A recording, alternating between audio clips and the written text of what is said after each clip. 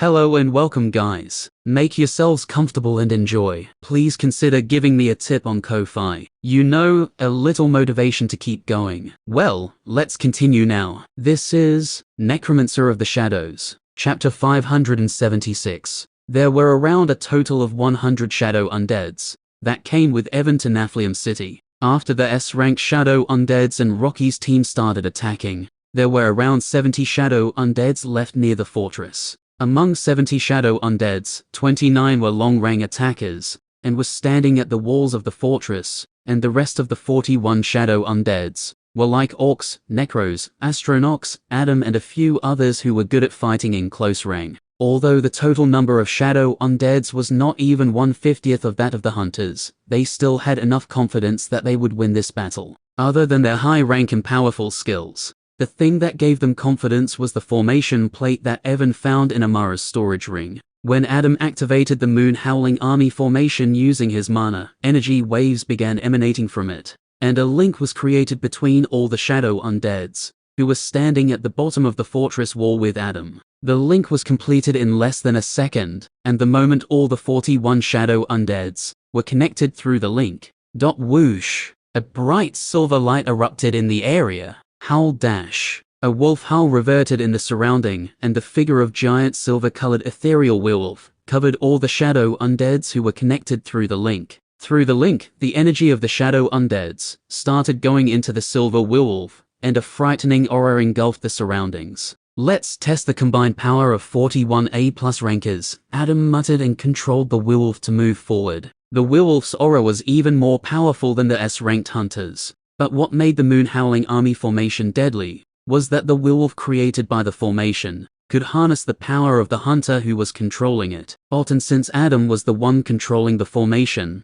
the werewolf could use the gravity element. Gravity manipulation, Adam said, and the eyes of the werewolf lit up. Rumble. The ground around Charles and the other hunters who were in front started to shake, and a powerful pressure descended around them. The power of current gravity manipulation was far stronger than normal because of the effect of the formation, but the problem was that Adam was not able to control it perfectly, because it was the first time he was using the formation. Even when he started to move towards Charles and others, the speed at which the werewolf was moving was very slow. Although he was not able to control its power properly, it was still more than enough to completely crumble the formation of hunters. Many hunters dropped to their knees because of the sudden increase in gravity. Crack, crack. Unable to withstand the pressure of gravity, the bones of some of the hunters started cracking, and blood started flowing from their mouths. K. Charles gritted his teeth and tried to break free from the shackles of gravity, but the pressure around them was just too strong. Mio, who was at the back, started panicking seeing what was happening with Charles and other hunters. She wanted to help them, but she was busy stopping the attacks of Rocky and his team who were hovering above them. Mana cannon. Use mana cannons. Charles looked at Mio while still on his knees and said in a hoarse voice. Mio's eyes widened when she heard Charles. But the mana cannons are our last underscore. Just hurry up and use them. Charles didn't let her finish what she wanted to say and shouted with bloodshot eyes. Mio didn't argue anymore after seeing Charles's bloodshot eyes, and looked at the 5B+ rank archers who were at the back of the army. Use them now. The 5B+ rank hunter immediately stopped shooting arrows hearing Mio, and put away their bows. The storage ring they were wearing flashed, and 5 cannons appeared in front of them. The cannons were deep black in color, and were 5 meters long. The archers aimed 3 cannons at the werewolf that was advancing towards them, and 2 cannons at Rocky and his team. The giant muzzles of the cannons lit up the moment they were aimed towards the werewolf and Rocky's team. Boom, boom, boom, boom, boom. 5 booming sounds echoed out at the same time, and the surroundings were lit up with orange light. Because the cannons were at the back of the army and Adam was busy controlling the formation, he was not able to see the archers taking out the cannons. He noticed their presence only after the archers fired the cannons towards the werewolf. Gravity wall. He quickly created a gravity wall the moment he noticed 3 powerful energy waves coming towards him. The projectiles of the cannons arrived in front of the werewolf in an instant, and clashed against the gravity wall. Rumble. The surrounding was lit with bright light, and the intensity of the light was so high that it almost blinded everyone. The gravity around Charles and the other hunters returned to normal, the moment cannon attacks clashed against the gravity wall, and all of them stood up once again. When the light receded, Charles and others saw that the ethereal figure of the silver wolf disappeared, and the number of shadow undeads who were at the bottom of the fortress wall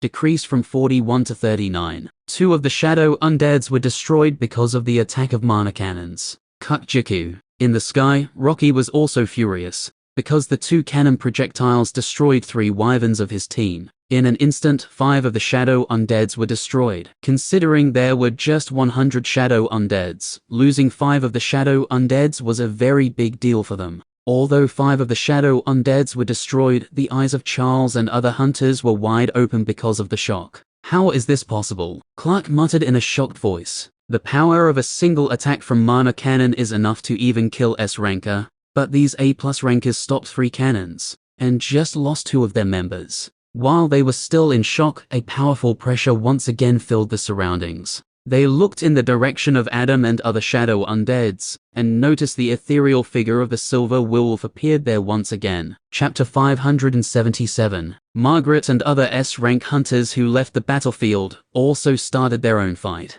The Titan Elephant went after Ron, Golden Lion went after Ronan, and the Lightning Horse went after Margaret. All of them created enough distance between themselves, so that they wouldn't affect the others while fighting. Boom, bang. The sound of continuous explosions could be heard not far away from the battlefield. Whoosh! Suddenly the surroundings lit up with a deep orange color and thousands of fire arrows filled the sky. Go! Margaret waved down her hand, and all the fire arrows started falling down from the sky like missiles. Crackle! Purple lightning crackled around the lightning horse, and it stomped down its front feet to the ground. Crack! Crack! Just as it stomped down its feet, the ground in the 200 meters area was cracked open, and a storm of lightning erupted from the ground, going towards the fire arrows that were falling down from the sky. The fire arrows met the lightning lances and boom, boom. The moment fire and lightning clashed in mid-air, the space was torn asunder at the center of impact, and small spiral cracks filled the sky.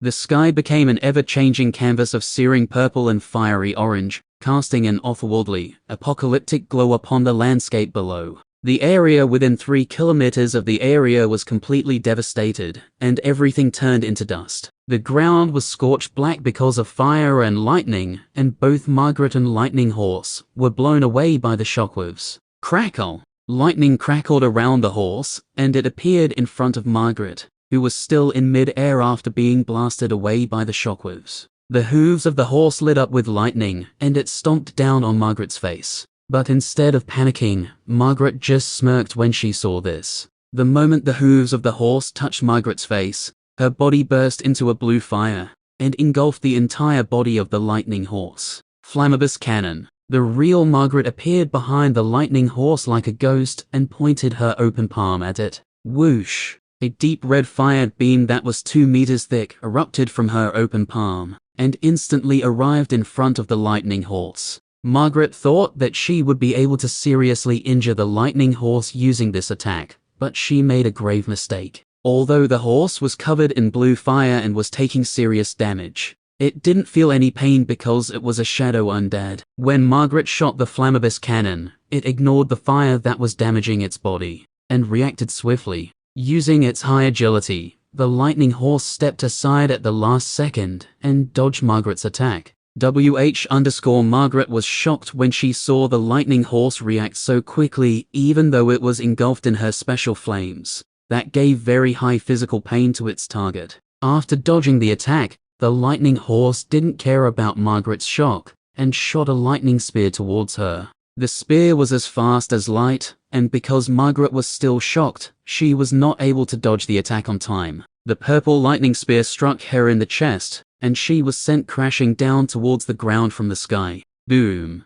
Crackle! A loud booming sound reverted in surroundings, and Margaret crashed down to the ground, creating a 30 meters wide crater in the process. The lightning spear exploded after she crashed down and filled the crater with destructive lightning. A dust cloud rose high in the sky and covered the field of the crater. Crackle! The lightning horse didn't stop even after Margaret crashed down. Lightning arcs came out from its body, and it bombarded the crater in which Margaret crashed down. The lightning horse continued to bombard Margaret with lightning for a minute, and the diameter of the crater increased to 100 meters from the initial 30 meters. But soon the lightning horse noticed that something was not right. Although it was continuously attacking with powerful lightning, it could feel that Margaret's aura was not going down. On the contrary, it could feel her aura was increasing at a very fast speed. Feeling something was wrong with the situation, the lightning horse stopped attacking. When it stopped and the dust cloud settled down, the injured figure of Margaret appeared in front of the lightning horse.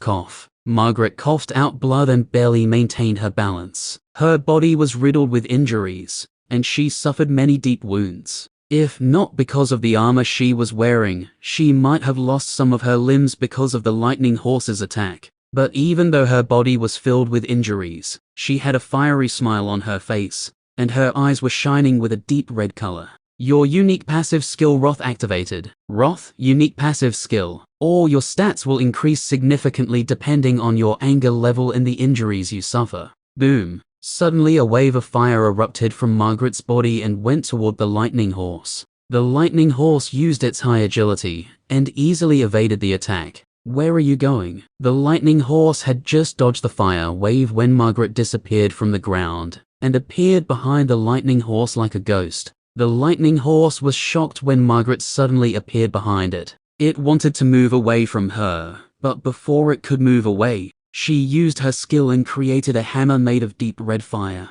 The space around the hammer trembled because of the high temperature of the deep red fire, and without holding back anything, she smashed down the hammer at the back of lightning horse. Bang dash. The lightning horse was sent crashing down towards the ground, and its body started to burn in red fire. Boom. With a thunderous impact, the horse came crashing down to the ground, and the ground was blasted open because of the impact. Sizzle! A sizzling sound echoed out in the surroundings, and the ground where the lightning horse crashed started to melt because of the red fire that was covering its body. But Margaret did not stop there. She lifted one of her hands, and a large amount of mana burst forth from her body. Burning sun, she muttered in a low voice, and a small red-colored sun that was 10 meters wide started to form above her head. Chapter 578. These FU***ers even brought mana cannons, Adam said in a furious voice, and once again activated the Moon Howling Army formation. Mana cannons are one of the strongest weapons that are usually installed on city walls to protect them from monster tides. Even during monster tide, hunters rarely use mana cannons because they are not cheap to use. To fire a shot from the mana cannon, you must use an S-rank core as fuel. Just now the hunters used 5 S-rank cores to fire 5 shots from 5 cannons. Considering the rarity of the S-rank core, the price of using it is very high. This was also the reason why during the monster tide of Naflium City a few months ago, the authorities created so many different kinds of formations to keep the monsters away from the city walls. They wanted to avoid using the mana cannons, which is why they tried to stop the monsters far away from the city walls. The power of mana cannons is very high, and it can even kill an S-rank monster in one shot. Adam was able to stop the 3 shots of the cannons just by losing 2 shadow undeads only because of the power of Moon Howling Army formation. I was afraid it would cause havoc in the city, which is why I didn't want to use the new skills I received after reaching the peak of A+ rank. But since these guys brought mana cannons, Adam muttered, and soon the ethereal figure of the silver werewolf once again covered the 39 shadow undeads. The aura of the werewolf was a little weaker than before, because there were 2 less shadow undeads in the group. Although the aura of the werewolf was weaker than before, for some reason, all the hunters felt a sense of impending doom, engulfing their bodies, the moment the figure of the silver werewolf appeared once again. Use mana cannons again, Charles shouted in a nervous voice, because his danger sense skill was ringing the bells of death inside his mind. But we just have 6 cores re_. Shut up and fire the cannons if you don't want to die. Charles didn't let Mio finish her sentence, and said in an urgent voice. Mio's body trembled when she heard Charles's urgent voice, and she signaled the archers to fire the cannons once again. Fire all 5 cannons at the werewolf, Charles shouted, seeing the werewolf just opened its mouth. The sense of doom that he was feeling intensified even more the moment werewolf opened its mouth.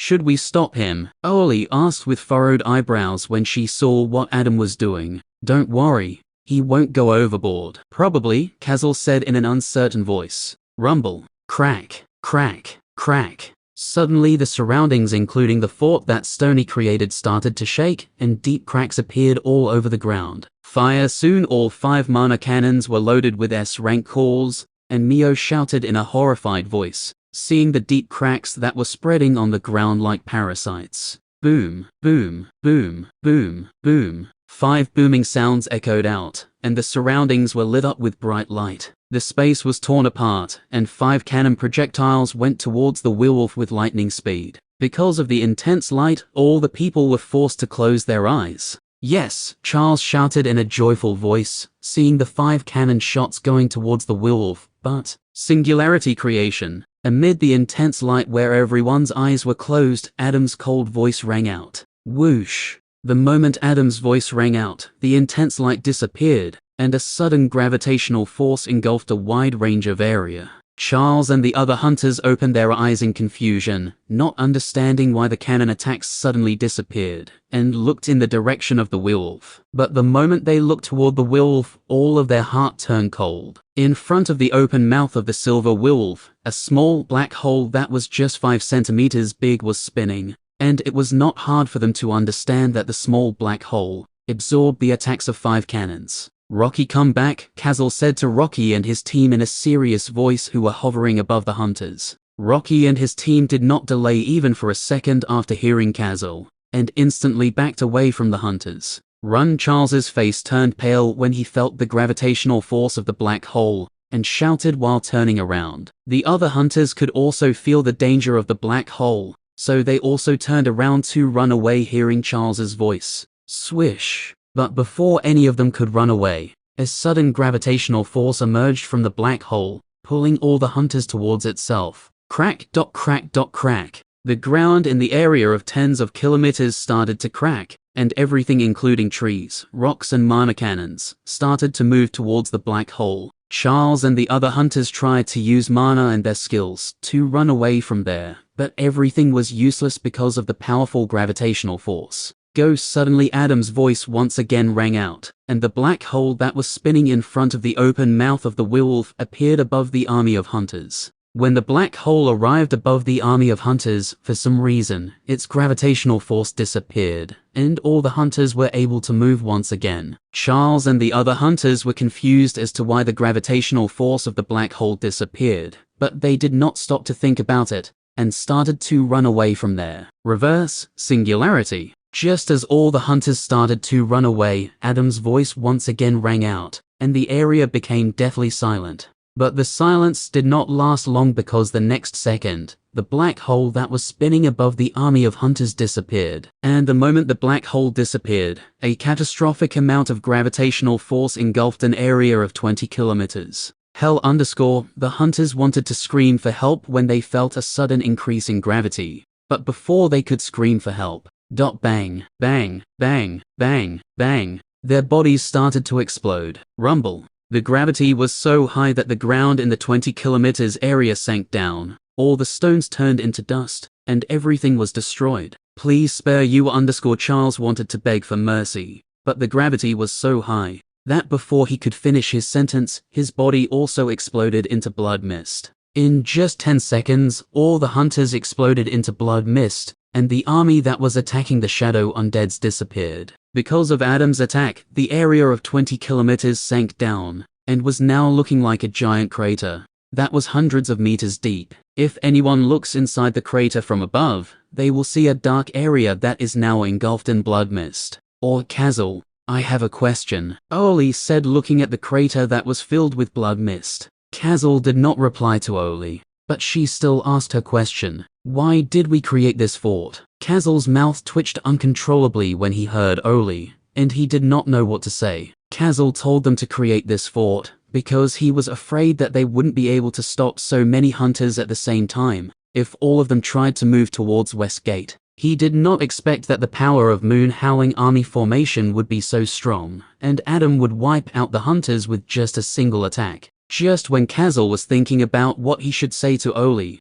He looked in the direction of West Gate and narrowed his eyes. 6 rats are moving towards the West Gate. Oli's eyes lit up when she heard Kazal, and she quickly dashed towards the West Gate. Then I am going to play with them for a bit. I don't think I need to stay here anymore. I don't think you will be able to play with them because those 2 are already waiting for them, Kazal said to himself when he saw Oli rushing towards the West Gate with an eager expression on her face. Chapter 579. When Rocky and his team began their attack, Charles sent the signal to Jed, so that he and his team could advance towards the West Gate. When Jed received the signal, he took a deep breath, and his expression turned serious. Let's go, make sure to conceal your aura properly, he said to the 2A+ rank and 3A rank hunters who were part of his team, and all of them dashed towards the West Gate using their stealth skills. All 5 members of Jed's team were the best assassins of Naflian City, so all of them moved very quickly without making any sound.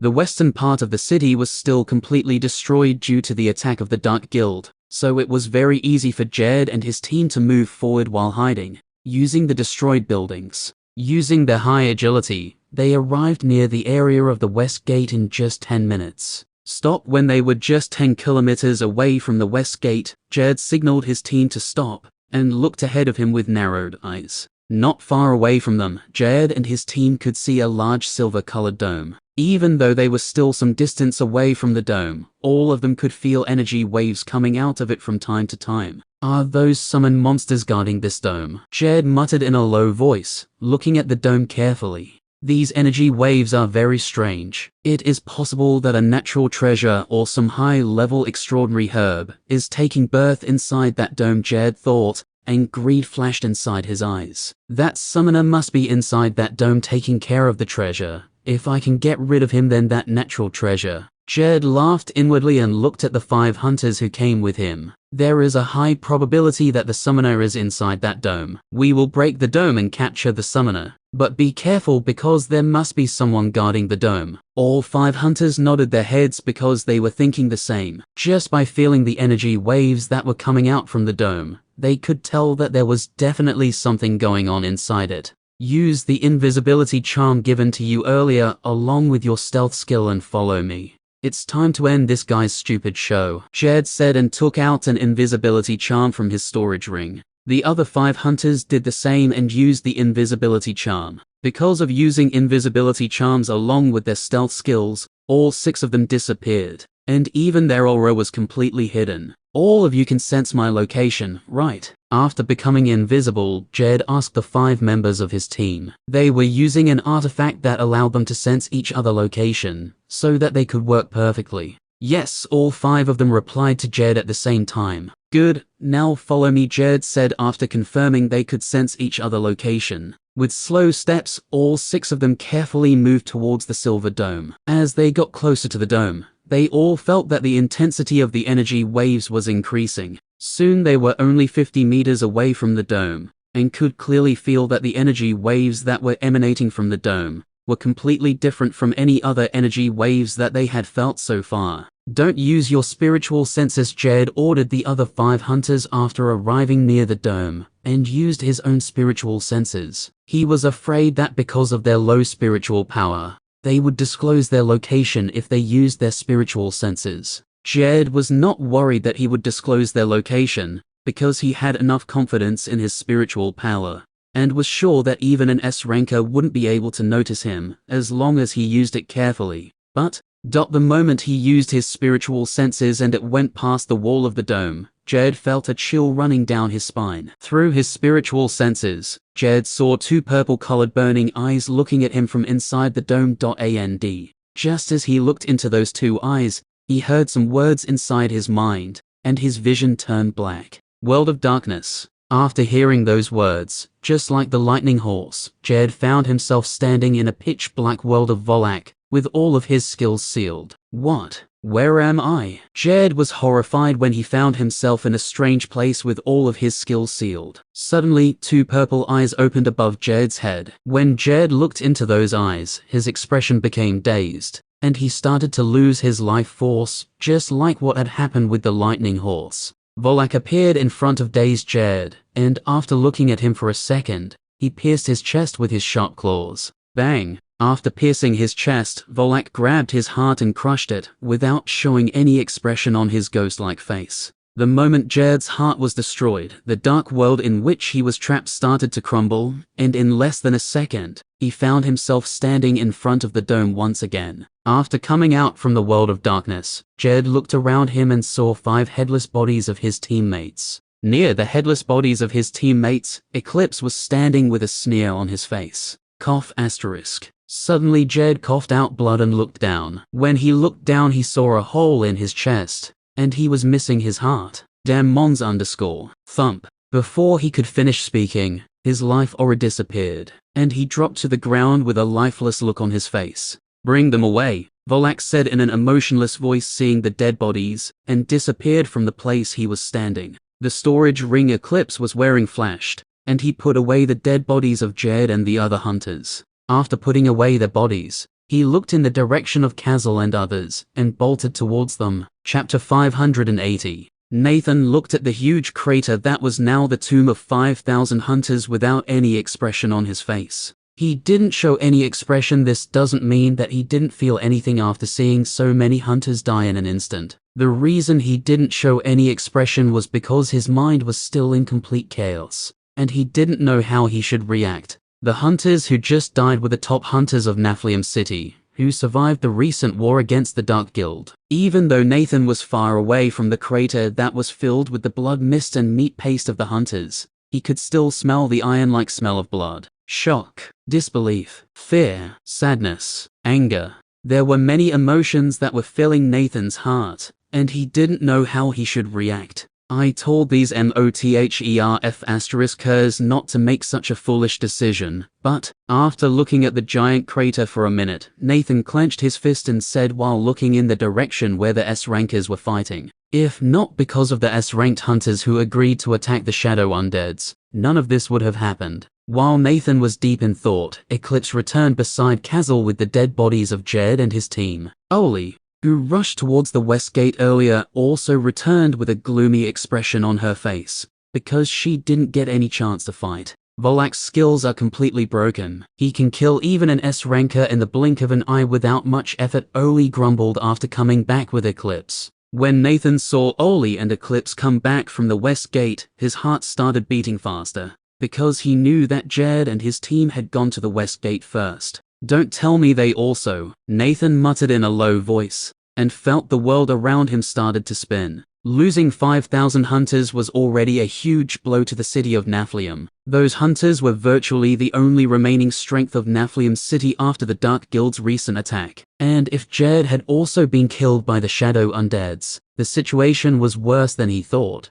All of these people are stupid. What will we do if Dark Guild launches another attack in our current situation? Nathan cursed and sat down on top of the building while holding his head. Boom. Suddenly a giant explosion occurred far from the battlefield where 5,000 hunters were just killed. Kazal and other Shadow Undeads looked in that direction and saw blazing flames engulfing a wide range of area. Kazal narrowed his eyes looking in the direction of the sea of flames, and after a moment said in a cold voice, Lightning Horse was defeated. The eyes of Oli, Eclipse, Aqua and a few other Shadow Undeads who were standing beside Kazal turned cold when they heard him. Lightning Horse was fighting against Margaret. She was the strongest of the S-ranked hunters who came to attack us, so I already expected this, Oli said, looking in the direction of the Sea of Flames. She was very familiar with Margaret because before becoming Shadow Undead, she was the guild leader of the gold-ranked guild in a straight city, and had worked with Margaret several times. She knew very well that she was not a weak hunter. It doesn't matter if she is the strongest or the weakest, since she decided to attack us, she will die here as well. Just like those stupid hunters, Adam appeared beside them and said, someone is acting cocky after killing an army of 5,000 hunters in a single attack, Oli said with a grin on her face hearing Adam. I still remember that when you were alive, you did not even dare to raise your head in front of Margaret. Asterisk cough. Adam coughed and looked away when he heard Oli pretending that he did not hear anything. Titan Elephant and Golden Lion are still fighting, and it doesn't seem like they will lose. Kazal ignored Adam and Oli's conversation and said, should I go and deal with that woman? Adam asked. Kazal shook his head hearing Adam. You don't need to go anywhere. You want to kill her yourself. For me, it doesn't matter who kills her. I said you don't need to go anywhere because she is coming here herself. Just as Kazal finished speaking, Adam and other shadow undeads saw a streak of fire coming towards them like a blazing meteorite.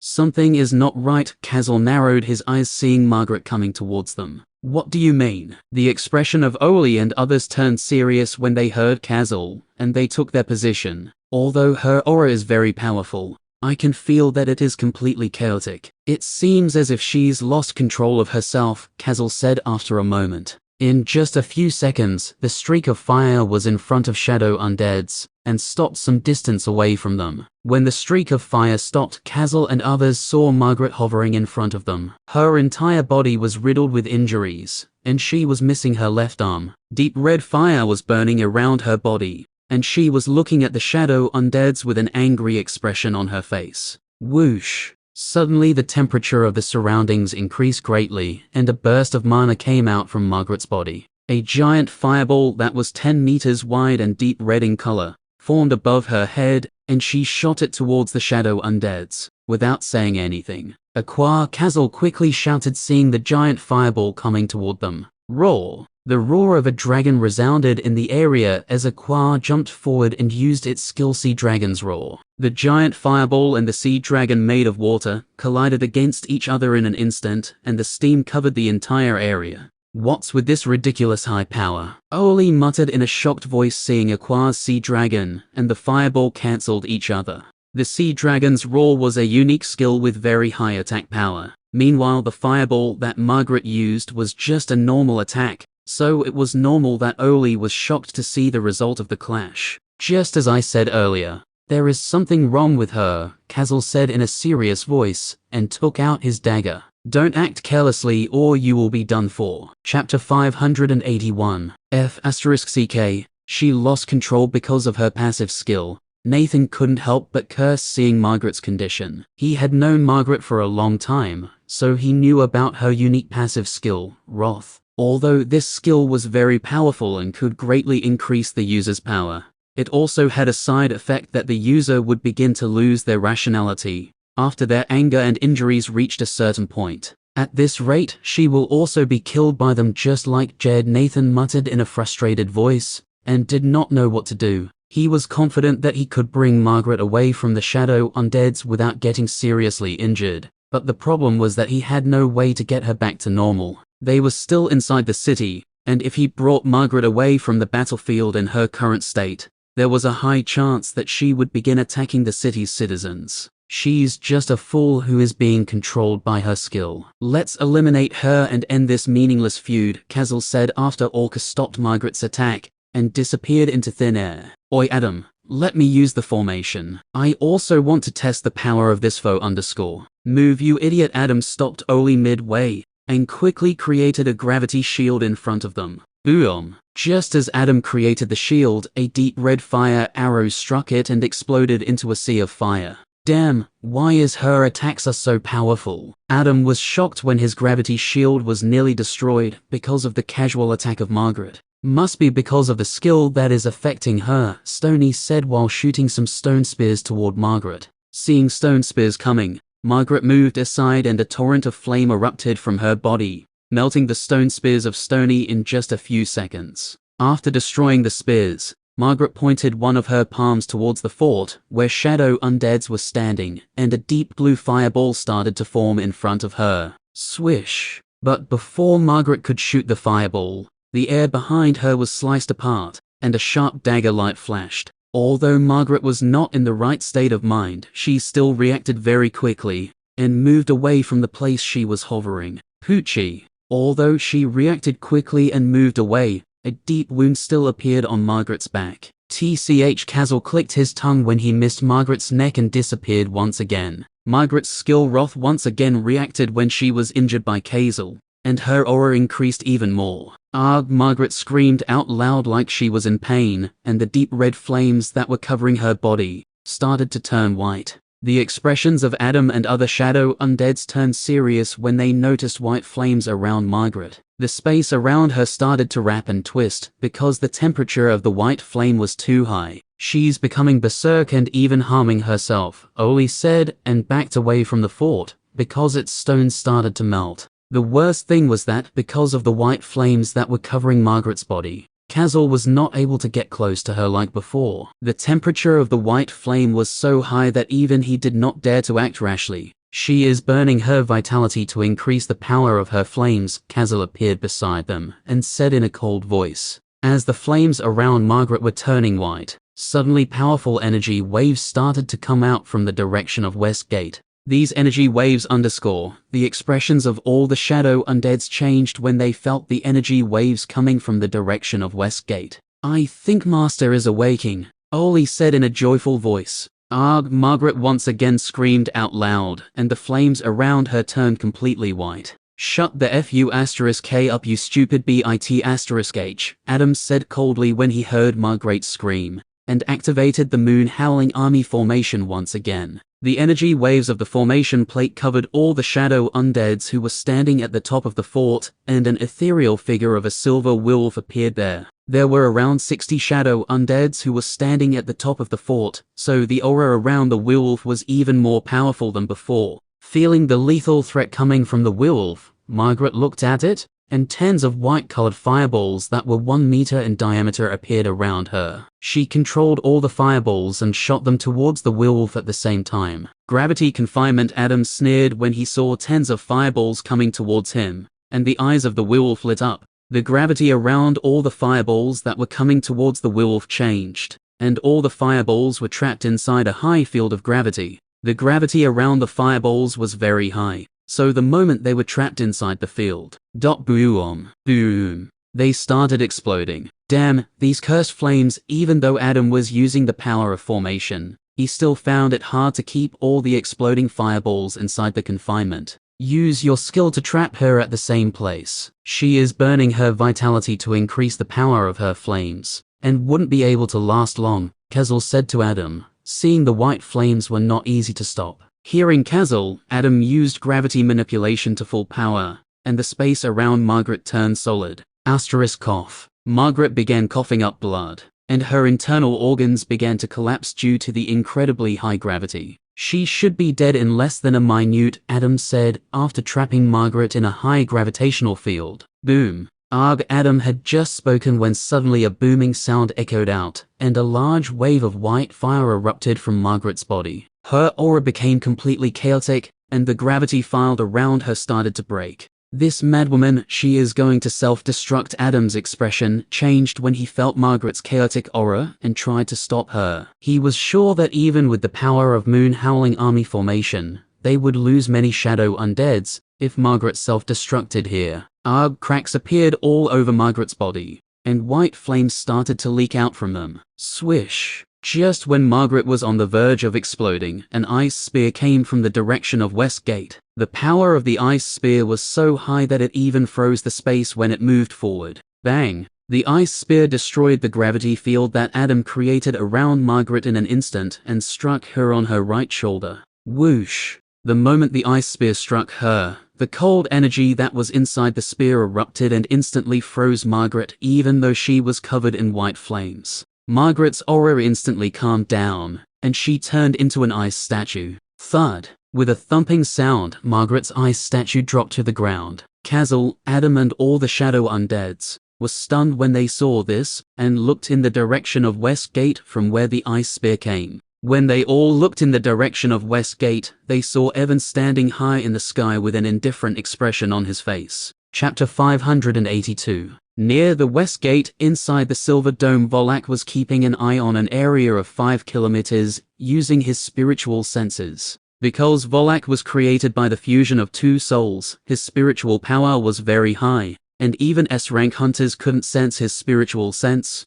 When he was keeping an eye on the area, he had sensed the presence of Jed and his team the moment they entered the range of his spiritual sense. But Jed and his team were not able to sense him because of his high spiritual power. BRRRZZ.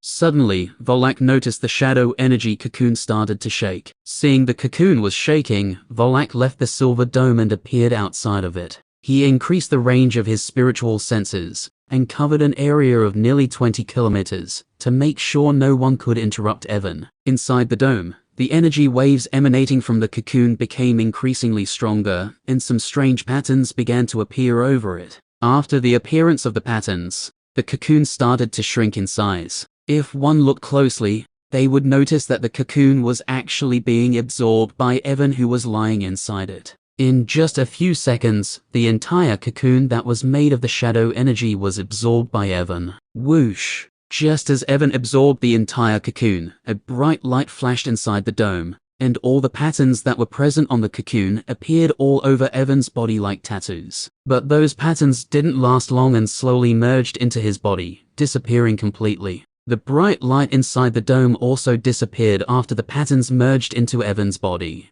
and he slowly opened his eyes. Evan's pupils were still looking like swirling voids because of Gobu's Eye of the Abyss ability. Your connection with the Shadow Realm strengthened. The power of your shadow energy increased greatly. Your bloodline is awakening because of the realm glyphs. The Rune of. When Evan opened his eyes, many notifications flashed in front of him. Normally, he would have freaked out seeing so many notifications just after opening his eyes, but this time Evan just glanced at them for a moment and closed his status window without even reading all of them. He stood up and looked at the ceiling of the dome. Volak, he called in an unusually calm voice. Swish. Just as he called him out, Volak sliced open a large part of the dome's roof. Evan used the shadow wings and came out of the dome. How long I was out for? Evan looked at the blue sky and asked. Today is the 37th day since you lost consciousness, Master, Volak said while kneeling in front of Evan. Even though Evan didn't tell him to kneel down, Volak felt a strange urge to bow down after seeing him. The aura around Evan was completely different from before, and Volak could sense an unfathomable amount of power hidden inside Evan's body. Evan didn't look surprised after hearing from Volak that he had been unconscious for more than 1 month, and continued to look at the sky for a few seconds. After a few seconds, he finally stopped looking at the sky and looked at the Volak for the first time. Thanks for protecting me when I was unconscious, he said with a small smile on his face. Although Evan had just woken up, he could see fresh blood around the dome. It is my duty to protect you, Master. Volak bowed even deeper and said in a respectful voice. Evan did not answer Volak and just smiled lightly. He stopped looking at him and glanced in the direction from where he could sense the presence of his other shadow undeads, and his expression became indifferent. His spiritual power surged, and he used his spiritual senses. Before Evan fell unconscious, his soul was 20% damaged, but now his soul was fully healed, and his spiritual power was simply vast. Although he didn't use his spiritual sense to its full power, it still covered an area of 100 kilometers in an instant, and Evan was able to see the fight that was happening between his shadow undeads and Margaret. Evan furrowed his eyebrows when he saw that Margaret was attacking his shadow undeads. He still did not know what had happened during the time he was unconscious, but looking at the situation, he could tell that something big must have happened during that time. Let's go. Evan didn't think much about what had happened while he was unconscious, and decided to resolve the situation before taking further action. Whoosh! Shadow wings appeared behind his back, and with just a single flap of wings, Evan disappeared from the place he was standing. Volak felt stunned for a moment when Evan suddenly disappeared, because although his own agility was quite fast, he could not even see how Evan moved away. As expected from Master, Volak muttered in a voice filled with awe, and quickly followed after Evan. The fort where Kazal and others were fighting was around 100 kilometers away from Evan's position. Evan simply used his shadow wings and physical power to move towards the fort. Although he did not use skills like wind manipulation, flickering steps or wind walk,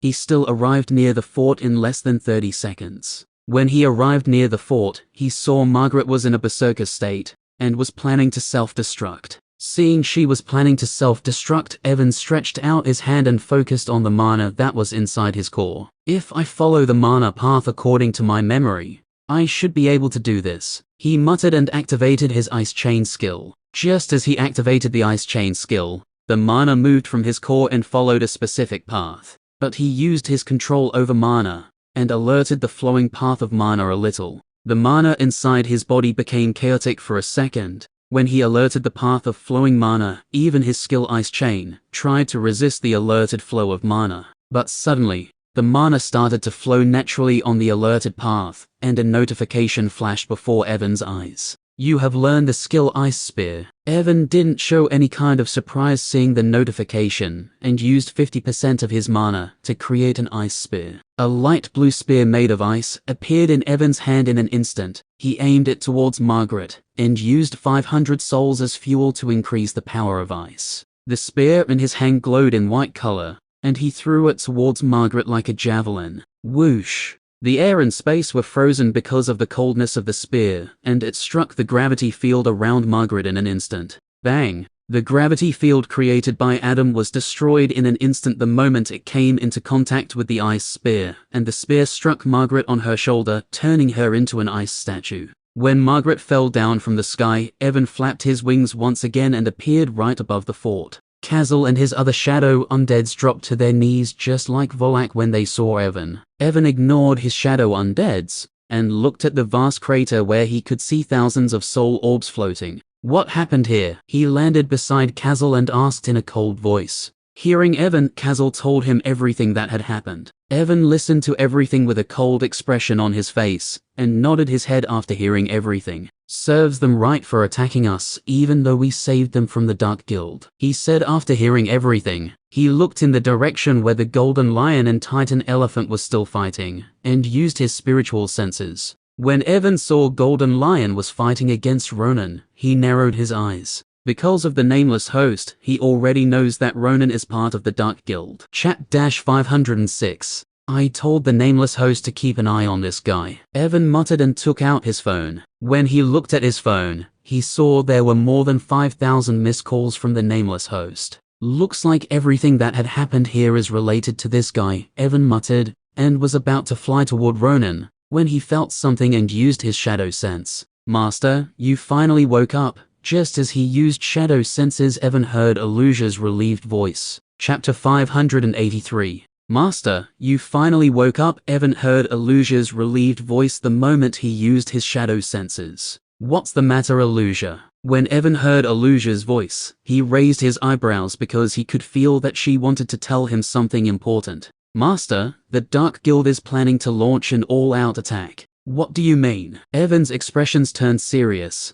and he asked while looking in Ronan's direction. A few days ago, Sarah and the other S-rankers of the Dark Guild called all the Dark Guild members back to their main base, and told us that they are planning to launch an all-out attack, and we need to prepare for it. By all-out attack do you mean underscore? Evan didn't finish his sentence, but Aluja already knew what he wanted to ask. Yes, they are planning to attack all the cities at the same time. Aluja confirmed what Evan was thinking. Evan fell silent hearing Aluja. He thought about the situation for a moment, and asked something important. Do they have enough force to attack all the cities at once? I'm not sure, because other than the fact that they're going to launch an all-out attack, they haven't disclosed any other information, Aluja said in a slightly disappointed voice.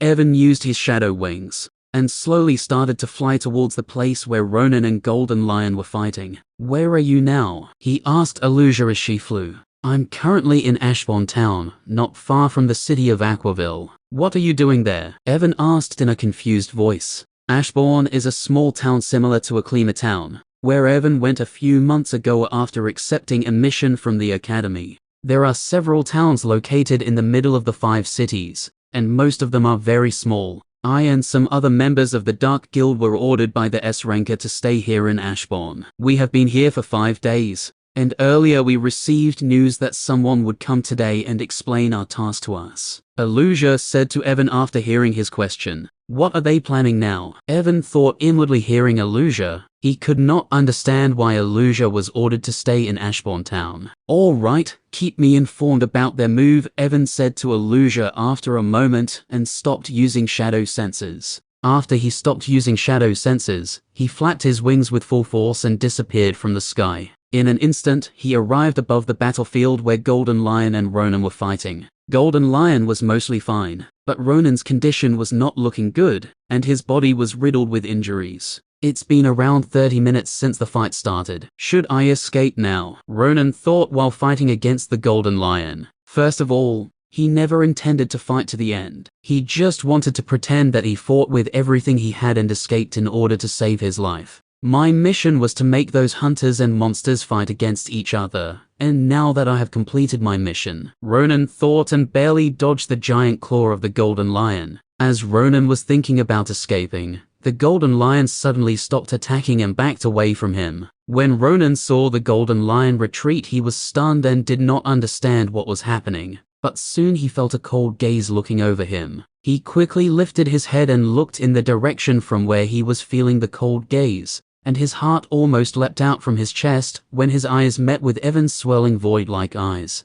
Just by looking into those eyes, he felt as if his soul was leaving his body and falling into a deep abyss. Run, run. The moment his eyes met with Evan's eyes, Ronan's instincts started screaming in his mind, and his legs started shaking. He wanted to take out the escape scroll from the storage ring that he had prepared in advance to escape, but it was completely useless as Ronan's entire body was frozen with fear, and he could do nothing. Evan came down from the sky and landed in front of Ronan. He was extracting soul pressure on Ronan the whole time, which is why he was frozen in fear. After landing, Evan looked at trembling Ronan with an indifferent expression on his face. Looking at Ronan, Evan thought of one of the skills he saw in his dream when he was unconscious, and activated his soul absorption skill. Soon a small black hole formed at the tip of his finger, but since there was no soul around Evan, the black hole wasn't able to absorb anything. This is a lot harder than the ice spear skill, but I've used it so many times that now I can use it even with my eyes closed, Evan thought, and pressed his finger on Ronan's forehead. After pressing the finger on Ronan's forehead, he controlled the flow of mana that was keeping the soul absorption skill activated, and changed it according to the flow he saw in his recent dream. The small black hole that Evan pressed on Ronan's forehead suddenly shook and went inside his body. The moment the small black hole went inside Ronan's body, a notification flashed before Evan's eyes. You have unlocked the second aspect of the soul absorption skill, Soul Surge. Ronan suddenly dropped to the ground and started to scream in pain. His eyes turned bloodshot, and he felt like someone was eating his soul. Blood started coming out from his mouth and nose, and his aura started decreasing. Evan looked at him without any expression on his face. After a few seconds, the black hole that went inside Ronan's body came out and was absorbed by Evan. Just as Evan absorbed the black hole, Ronan's memories began to emerge in his mind. From his conversation with Nate to his memories before he came to Naflium City, Evan saw everything in an instant. There were many important things in Ronan's memory, but the thing that caught Evan's attention were the 3 words that he heard from Nate. Demon Summoning Ritual. Chapter 584. How is she? Ron asked, looking at Margaret, who was lying unconscious on the ground. She is alive, but her core and life force have been seriously damaged, and it will take a long time for her to fully recover, Nathan said inside loudly. He looked at Ron and his expression turned cold. You already knew those monsters weren't normal, but you still decided to follow that F*King plan. Were you out of your mind? Ron lowered his head in shame, because he had no excuse to tell Nathan. After dealing with Ronan, Evan called back the Titan Elephant who was fighting against Ron. After the Titan Elephant backed away, Ron also returned back to see the situation of the hunters. But when he came back and saw the huge crater that was filled with the meat paste and blood mist of hunters, his mentality nearly collapsed due to regret. I know I was wrong, but don't you think the main culprit here is that guy, Ron said, and pointed towards Evan, who was sitting at the top of the fort with an indifferent expression on his face. If he had controlled his summoned monsters properly, none of this would have happened. You are still blaming others for your mistakes. Nathan shook his head in disappointment hearing Ron. He was the one who killed all the monsters that were destroying the city. If not for his help, this city would have already fallen into the hands of Dark Guild. Nathan looked at Ron and continued speaking. But instead of thanking him in return for saving the city, you all decided to attack him. I'm honestly surprised he didn't kill you and Margaret, because as far as I know him, he is not a person who forgives people easily. Ron fell silent hearing Nathan and looked in Evan's direction with a complicated look on his face. Feeling Ron's gaze, Evan looked at him indifferently and ignored him. Ron sighed when he saw this and shook his head. Why are we still here? Shouldn't we go underscore? You go ahead with Margaret. I need to talk to him about something, Nathan said to Ron while waving his hand. Ron wanted to say that it was not safe for him to talk with Evan, but stopped after seeing Nathan's serious expressions. Be careful, he said, and left from there with Margaret. After Ron left, Nathan looked at Evan but didn't move towards him. Your connection with the Shadow Realm strengthened. The power of your shadow energy increased greatly. While Nathan and Ron were talking, Evan was going through the notifications that he received while he was unconscious. He looked at the shadow energy that was inside his monarch core and noticed that it was at least 2 times more powerful than before. When I reached C rank and formed the connection with the Shadow Realm, I was unconscious for a month, and this time it was even longer than 1 month, Evan muttered in a low voice and closed his eyes. While he was unconscious, Evan saw many dreams. Or rather than calling them dreams, it would be more accurate to say that he saw many memories. Even before he fell unconscious, he had realized that the dreams he often sees are not normal, and after this incident, he is more or less convinced that those dreams are actually memories. And as for whose memories these dreams were, he already had an idea, but he was not 100% sure. There was still some things that he needed to confirm before he could reach a proper conclusion, but because of the memories he saw in the dreams, now he was aware of many things. After seeing so many things in my dreams, I'm sure my personality will also change a bit. I just don't know if that's a good thing or not. Evan muttered and opened his eyes. He once again felt the power of his shadow energy and shook his head. This shadow realm is still a mystery to me because I didn't see anything related to it even in the recent memories. He thought about the things that he saw, and many ideas flashed in his mind. I will need to use the Tower of Ascension and go to Utopia in order to confirm my guess, Evan said to himself and looked at the next notification. Your bloodline is awakening because of the realm glyphs. Realm glyphs. Evan raised an eyebrow in confusion because he didn't know what realm glyphs were. He looked at his body to see if there were any glyphs on it but found nothing. Suddenly, something clicked in his mind, and he used his spiritual senses to look inside his body. And when he looked inside his body, he was stunned because there were strange black glyphs engraved on his bones. All the glyphs were looking quite strange and were releasing an ancient aura. When Evan focused his spiritual senses around the aura that the glyphs were releasing, he noticed that his blood was reacting whenever it came into contact with the aura released by the glyphs. Who is this artist who has decorated my bones while I was unconscious? Evan muttered in a speechless voice, and looked at his status window to see if there was any detail about his bloodline. There's actually a new section for my bloodline. Evan was surprised when he saw a new section showing his bloodline. Bloodline. Doombringer, partially awakened. Seeing the ominous name of his bloodline, Evan's mouth couldn't help but twitch. He focused his gaze on the Doombringer bloodline, and its effect appeared in front of him. At first, Evan didn't expect much after seeing the bloodline was not fully awakened, but the moment he saw its effect, his eyes nearly popped out of their sockets. Current effects of the Doombringer bloodline. The power of all shadow type skills increased by 20%. All of your attack type skills will now carry the essence of the Doombringer bloodline, and will have a 0.1% chance of triggering an instant death effect regardless of your target's rank. Chapter 585. When Evan read the effects of his partially awakened bloodline, his heartbeat quickened. The 20% increase in all shadow type skills was great. But what shocked him the most was the instant death effect. Although the probability of triggering the instant death effect was very low, the main thing was that this effect was not restricted by rank. For example, even though Evan is still an A+ rank hunter, he can still kill people like Eliostera or Baphomet as long as the instant death effect of his bloodline is activated. Although it is a completely different matter whether he can even land a hit against them with his current power. This thing won't be much help to me here in the Aurora world, since I can already kill most of the people here without much problem. But it will be of great help to me once I use the Tower of Ascension and go to Utopia. Evan muttered to himself and took a deep breath. Because of the memories he saw in his dreams, Evan now even knows about the world essence and conceptual energy. He was always confused because of the difference between mana, world essence and conceptual energy. But in his dreams, he saw many useful things that cleared most of his doubts. I will finish the Duck Guild as soon as possible and leave from here, Evan said and looked at the next notification. Because of the destruction of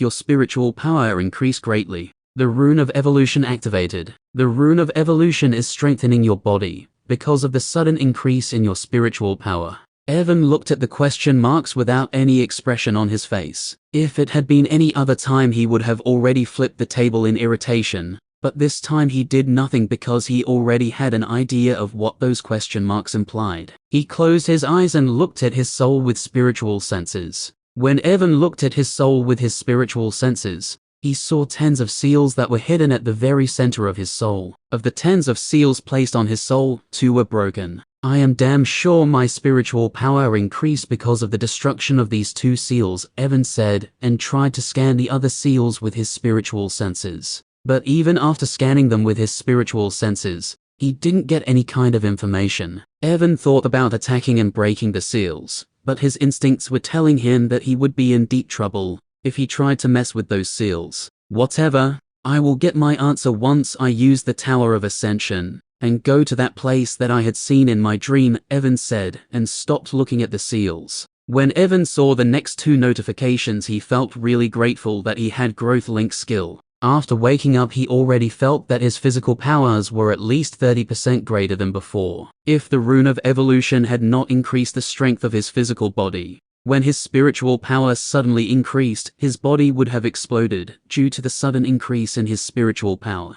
Evan looked at the Rune of Evolution that was engraved on his chest and fell deep into thought. The man I saw in the dream also had a rune engraved on his chest, but unlike my Rune of Evolution, that rune was not fully completed. Evan sighed when he felt the similarities between the man and himself, and shook his head. He looked at the next notification and raised an eyebrow. Because of the sudden increase in your spiritual power, you have unlocked skill, the Gaze of Monarch. Gaze of Monarch. Sealed, need 50,000 shadow undeads under your command to unlock. Why is this skill sealed? Earlier, when Kazal told him about the events that had happened while he was unconscious, he told him about the time when the sky suddenly turned red and golden. After hearing Kazal, although Evan was not sure, he had the hunch that it was caused by one of his newly unlocked skills. But now, looking at the fact that this skill is sealed, he is not so sure anymore. Wait, suddenly Evan thought about something and a light of understanding flashed inside his eyes. Maybe it was because of the person I saw in the dream that I was able to use this skill while unconscious. After all, there were hundreds of thousands of shadow undeads under that person's command, Evan said and looked at the sky with an uncertain look on his face. Or maybe there are more shadow undeads under my command, and I just don't know about them. Evan glanced at his status window and saw that there were no other notifications. He closed his status window and took a deep breath. I should finish whatever I have to do in the Aurora world as soon as possible and get out of here, or I might go crazy due to not getting any answers, Evan said and stood up. With his current powers, Evan was 100% sure that he could eliminate the entire Dark Guild alone. The sudden boost that he received was quite high, and he could still become even more powerful by increasing the rank of both of his calls. After seeing Ronan's memories, I have a good idea why they asked Elusia and a few other people of the Dark Guild to stay in a small town like Ashbourne, Evan said,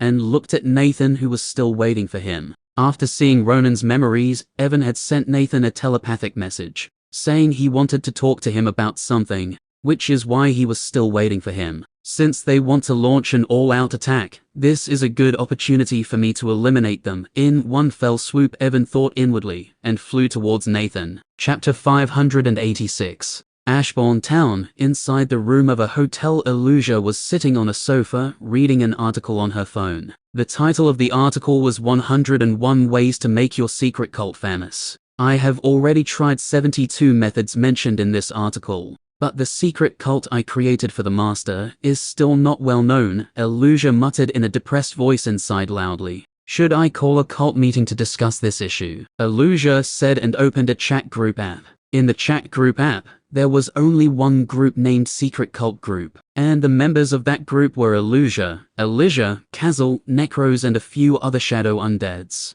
Illusia. As Illusia was thinking about calling a group meeting, Evan's voice rang out in her head. It was Illusia's idea to create the cult. Illusia freaked out when she suddenly heard Evan's voice and shouted in a panicked voice, "Illusia's idea, cult." Illusia heard Evan's confused voice through the shadow sensors and finally realized she just messed up. As she was panicking because of unintentionally spilling the beans, she once again heard Evan's voice. "Stop thinking about stupid things and listen carefully." Illusia sighed in relief when Evan didn't ask anything about the cult and listened to him carefully. "Do you understand?" Evan asked after explaining everything. "Yes, Master," Illusia replied in a serious voice. "Contact me as soon as you find something," Evan said and stopped using shadow sensors. Illusia leaned back on the sofa and wiped the cold sweat that was covering her forehead after Evan cancelled shadow sensors skill. "Luckily Master didn't find out about the cult," Illusia said in a voice filled with relief and looked at the time on her phone. "Only 10 minutes left," she muttered, looking at the time. Illusia stood up after checking the time and left the hotel where she was staying. 2 minutes after Illusia left, 2 more people emerged from the hotel and walked in the same direction Illusia was going. Among the 2 people, one was an A rank hunter and the second one was a B+ rank hunter. Illusia left Ashbourne Town and arrived in the middle of the wilderness. Soon the 2 men who followed after her also arrived there and stood some distance away from her. Both of the men nodded towards Illusia after coming there, but Illusia ignored them and stood there without any expression on her face. The men were not surprised to see Illusia ignoring them and waited patiently. Bang! Around 5 minutes later, someone landed in front of them from the sky. Illusia and the A rank hunter were fine, but the B+ rank hunter was forced to take several steps back because of the shockwaves generated by the person who landed there. When the dust cloud that rose after the person's landing settled down, the figure of a muscular man who was wearing a loose shirt and short pants appeared in front of them. "You are 1 minute and 6 seconds late, Xavier," Illusia said in an emotionless voice, seeing Xavier. "Oh really?" Xavier was surprised hearing Illusia and looked at the time. Seeing he was really late, he shrugged his shoulders and said in a helpless voice, "I am also a human being, and humans make some mistakes in their life." Illusia didn't say anything hearing Xavier and continued to look at him. "Don't you guys think that her bitchy attitude turned into super bitchy attitude after she reached A+ rank?" Xavier looked at the 2 hunters who were standing there and asked. "Just get to the point. Why you guys asked me to stay in this rundown town?" Illusia said in a cold voice. Xavier didn't mind Illusia's cold voice and took out 3 deep red-colored triangle-shaped tokens from his storage ring. He threw the tokens towards Illusia and the other 2 hunters and said in a normal voice, "We're going to start the plan we talked about a few days ago, and I'm going to need the help of you guys here. We are going to launch an all-out attack?" Illusia asked while looking at the triangular-shaped token that Xavier threw toward her. The token was just 10 centimeters big, and a strange rune was engraved on it. "Yes, all preparations are complete and we are ready to attack. So, what are we supposed to do and what is this token?" Illusia nodded her head hearing Xavier and asked casually. "Right now you guys don't need to do anything. Just go to the location I'm sending you to on your phone and stand there with the token I gave you," Xavier said, and sent locations to Illusia and the other 2 men. "That's it?" Illusia asked in a frustrated tone hearing she just had to stand in one place. "Stop complaining and go already. You don't need to stand there for long. 2 hours will be enough," Xavier said and looked in the direction of Ashbourne Town. "I'm going to prepare some things. Make sure you take your positions in the next 20 minutes. Xavier did not wait for Illusia's response after saying this and started walking in the direction of Ashbourne Town. The 2 men immediately left to take their position after Xavier went towards Ashbourne Town. Illusia looked at Xavier's back who was walking towards Ashbourne Town, and many thoughts flashed in her mind. After Xavier completely disappeared from her view, a sneer appeared on her face. "It seems that what Master told me earlier is true," she said, looking at the red triangular-shaped token. She took out her phone and looked at the location that Xavier had sent her. After confirming the location, she smiled slightly and went towards the location just like the other 2 men. While moving towards the location, Illusia took out a bottle of blood from her storage ring and started to engrave a few things behind the token. "I wonder what Master plans to do." Chapter 587. After talking with Nathan and explaining a few things to him, Evan left Naflium City and headed towards Silverwind Town, which was the closest city to Naflium City. After seeing Ronan's memories, he had an idea of what the Dark Guild was planning, and he was heading to Silverwind Town to confirm his guess. While flying towards Silverwind Town, Evan was using his spiritual senses and was analyzing his body. He was activating skills like wind manipulation and flickering steps from time to time, and was reading the flow of mana inside his body after activating the skills.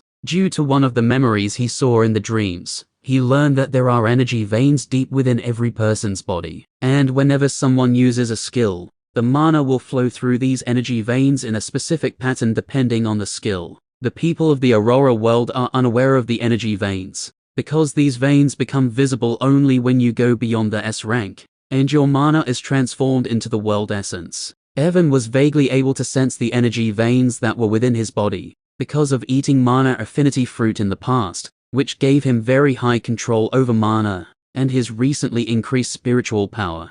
Because of these two things, he was able to change the flow of mana after activating the skill and create new skills. Evan learned about creating new skills by watching the man who appeared in his dream. The man in his dream used the Ice Bullet skill to create the Ice Spear skill. Evan remembered the flow of the mana when the man created the Ice Spear skill, and earlier, he used the Ice Chain skill to create the Ice Spear skill. He could also use other skills to create the Ice Spear skill. After all, he just had to change the mana flow of that skill. But he used the Ice Chain skill because the mana flow of this skill was closest to the Ice Spear skill, due to the same element. Now the question was, can Evan create many new skills? The answer was, no, it won't be easy for him to create new skills. The reason for this was quite simple. There are hundreds of thousands of small energy veins inside a person's body, and to create new skills, he would need to find the correct mana flow among these thousands of energy veins. The reason he was able to create Ice Spear skill was only because of the memory that he had seen in his dream. If he wants to create new skills, he will need to find the correct mana flow, which won't be easy. Moreover, creating new skills is a very dangerous thing. While creating a skill, if your mana flowed within the wrong energy vein, there is a very high chance that the energy vein will be destroyed and will become completely useless. And once the energy vein becomes useless, you will never be able to repair it. The act of creating new skills is dangerous to such an extent that even people like Eliostera and Baphomet do not dare to do it casually, because they too are afraid of destroying their energy veins. But the man Evan saw in his dreams was creating skills without any problem, even though he destroyed some of his energy veins in the process. The only reason he was able to do this was because he had the skill Death Transfer. Even though the man destroyed many of his energy veins while trying to create new skills, he was able to return to perfect condition due to the Death Transfer skill. Evan also has the Death Transfer skill, but he still didn't dare to act carelessly, because even though he has the Death Transfer skill, he could still die if he messed up while creating a skill. Earlier, he analyzed the mana flow of the Temporal Velocity skill, and noticed that when he activated this skill, the mana flowed through the energy veins that are located inside his brain. If he tried to change the mana flow of this skill, and accidentally destroyed the energy veins that are inside his brain, he would immediately die without being able to use the Death Transfer skill to save himself. I know the mana flow of the Molten Wave skill, but I don't have any Fire Element skill, so it will be very hard for me to learn this skill, Evan muttered while analyzing his body. Without the Fire Element skill, if Evan wants to learn the Molten Wave skill, he will need to control the mana himself, and will have to make sure that the mana flows through every energy vein that is needed for the Molten Wave skill, and it is not an easy task. If he had a Fire Element skill, he would have simply activated that skill. This way, the mana would have naturally flowed through most of the energy veins that he needed in order to use the Fire Element skills, and he would have easily learned the Molten Wave skill, just like the Ice Spear skill. Although this is not very safe, I am glad I learned something useful this time, Evan muttered to himself, thinking about the different kinds of skills that he can create with this new knowledge. Although very little, Temporal Velocity is a skill related to the time element. If I can develop my knowledge regarding energy veins, I may also be able to create skills such as Temporal Manipulation. Evan thought inwardly, Other than creating powerful skills, Evan was thinking about creating some normal skills as well. The reason for this was because of the merging ability of his Monic core that can merge skills. After creating some normal skills, if I merge them together, I will be able to get powerful skills, Evan said in an excited voice. Who knows? I might even create a skill similar to energy devouring skill that was created by fusing 3 normal skills into one. Silverwind Town was not far from Naflium City. If it had been before, it would have taken Evan about 3 hours to get there, but due to his increased power,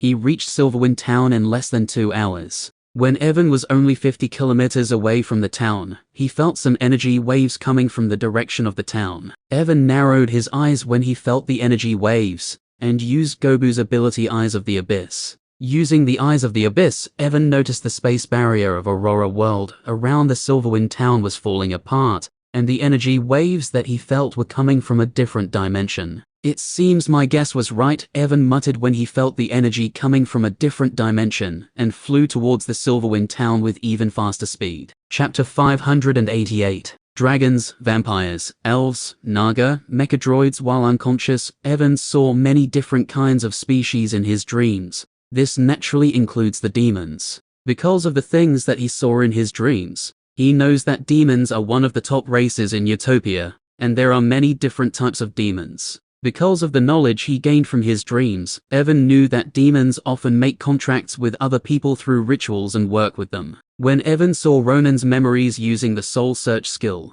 he heard him talking with Nate about a demon summoning ritual. Although he didn't have much knowledge about the demon summoning ritual, because the memories he saw in his dreams were not focused on demons, he still knew the 3 most important things about it. First, to summon demons and make contracts with them, you have to pay a very high price. Second, you need a ritual conductor that allows you to give orders to the demons you have summoned. And the third and most important thing, if you want to summon demons, then first of all, you must have knowledge about the demon summoning ritual. After hearing from Alusia that she was ordered to stay in Ashbourne Town, Evan guessed that the Dark Guild was planning to sacrifice the whole town as the prize to summon the demons. And earlier he received a message from Alusia telling him that she received a strange token with a rune engraved on it from Xavier. After hearing about the token from Alusia, Evan was sure about his guess, because that token was a ritual conductor. As for where Dark Guild received the knowledge about the summoning ritual, it was not hard for him to guess,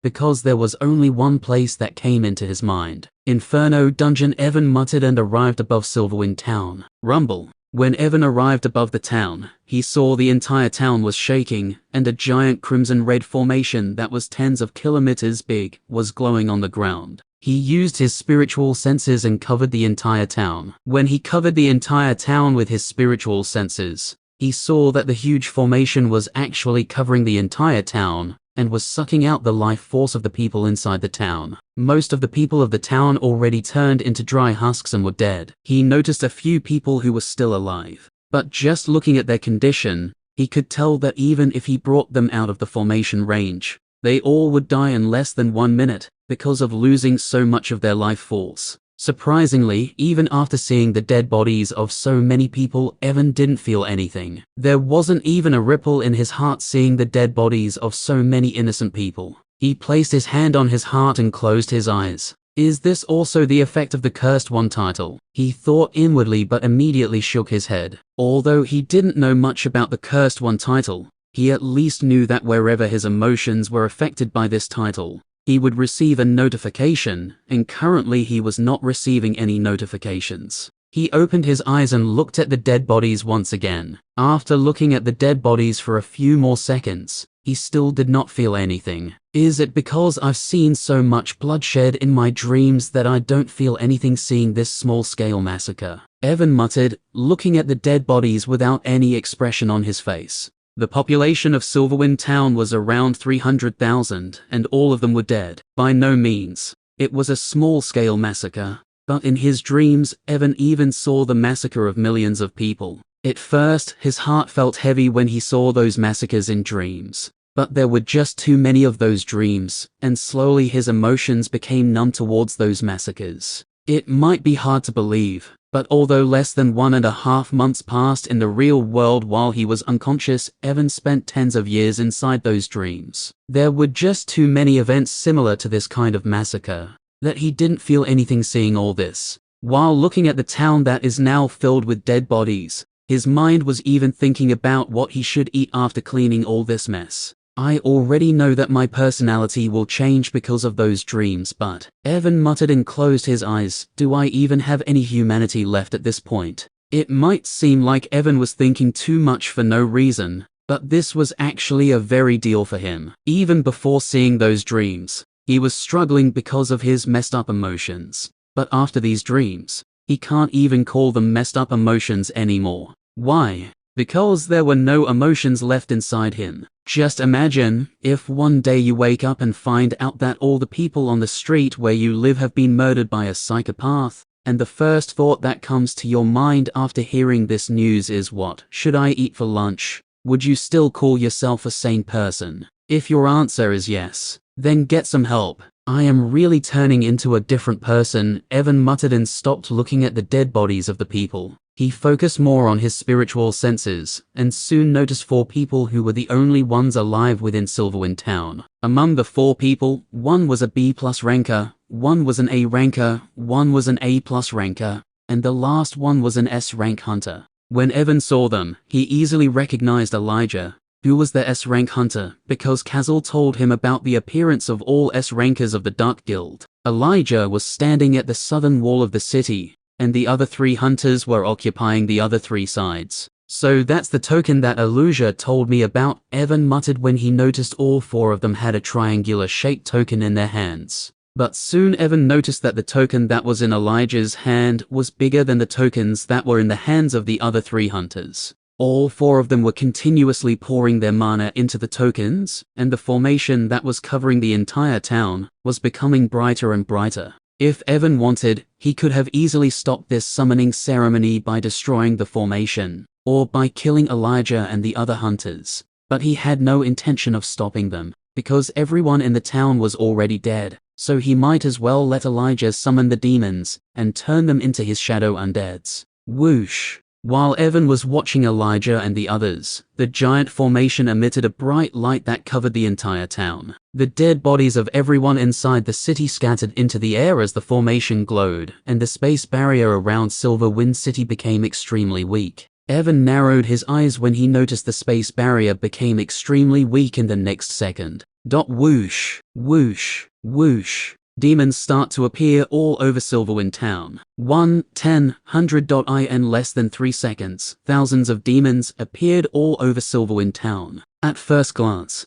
it may seem like the demons were appearing randomly, but when Evan looked at everything carefully, he soon noticed something interesting. In the southern part of town where Elijah was, only 5 demons appeared, and just like Elijah, all 5 of them were S rankers. In the western part of town where the A+ rank hunter was, 50 A+ rank demons appeared. In the eastern part, 500 A rank demons appeared, and in the northern part, 5,000 B+ rank demons appeared. This summoning ritual is a little different from what I know about, Evan muttered and raised an eyebrow. Ha ha ha. This is really surprising. I never expected someone in the lower world to be able to summon us. One of the S-rank demons said in a thundering voice while laughing. Ha ha ha. The other demons also started to laugh when they heard him, and soon the roaring laughter of the demons filled the town. Evan narrowed his eyes when he saw how all the demons were laughing, and took a deep breath. Let's see how long you guys can keep laughing, he said, and his spiritual power surged.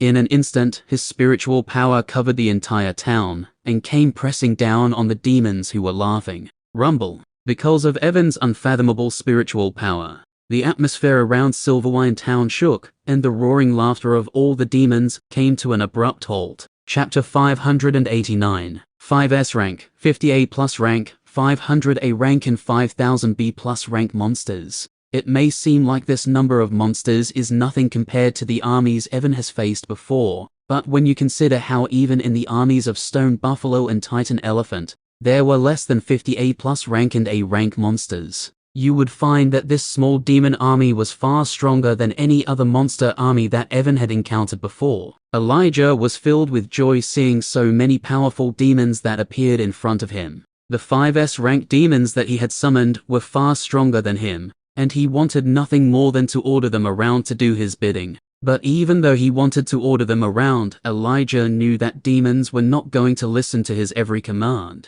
And if he tried to overstep his boundaries, the demons would break their contract without caring about the consequences. While Elijah was in deep thought and the demons were laughing as if they were the lords of this world, a powerful pressure suddenly descended upon them. All the demons immediately stopped laughing, and Elijah was jolted awake from his deep thoughts. They all looked towards the sky at the same time, and saw Evan looking down on them with his deep black eyes. Looking into those eyes, all the B+ and A rank demons felt their souls were forcefully being pulled out of their bodies. Even the souls of A+ rank and S rank demons trembled upon looking into those eyes. Evan's current spiritual power was just too high that even S rankers couldn't do anything if he put spiritual pressure on them. How did you get here? Elijah was stunned to see Evan because he thought he was still in Nephilim City. What the F***ck is that Ronan bastard doing in Nephilim City? Why didn't he give me information about him? Elijah cursed inwardly, still unaware that Evan already killed Ronan. Evan merely glanced at Elijah before completely ignoring him,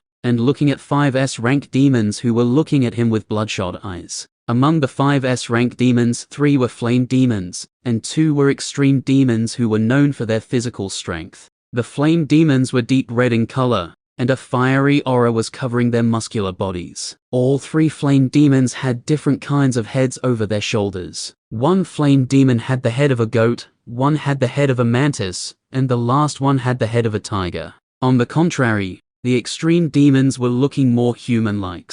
Their bodies were deep black in color, and all of them were around 400 centimeters tall. Muscles were bulging out from all over their bodies, and the atmosphere around them was shaking because of the fearsome aura that was coming out from them. Bang! You human pests of the lower world, Asfa, one of the extreme demons shouted while releasing his aura to counter Evan's spiritual pressure. Do you think you can act like this in front of noble demons like us? Evan smirked when he heard Asfa calling themselves noble demons, because he knew very well that in Utopia, S-rankers are as common as vegetables in the grocery market. All of these summoned demons were nothing but cannon fodder in Utopia. When Asfa saw Evan smirk after hearing him, his black face turned red from anger, because he could feel that Evan was completely looking down on him. You human trash, Asfa shouted, looking at Elijah with bloodshot eyes. Remove the restraints on me so I can rip apart that bastard. Elijah's body trembled when he felt Asfa's malicious aura,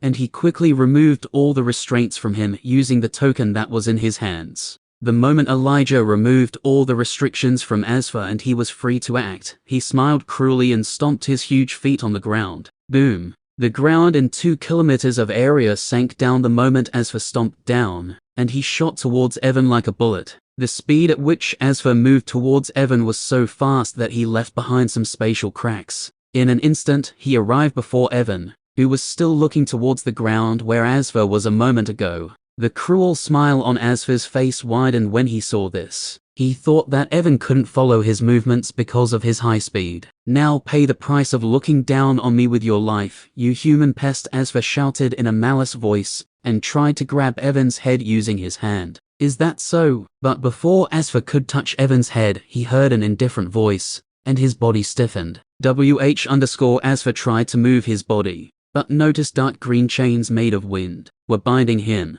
and he couldn't break the chains even with his unfathomable physical strength. You demons really act like those cocky bastards I saw in my dreams. Asfa once again heard Evan's indifferent voice, and saw him lifting his hand. What are you?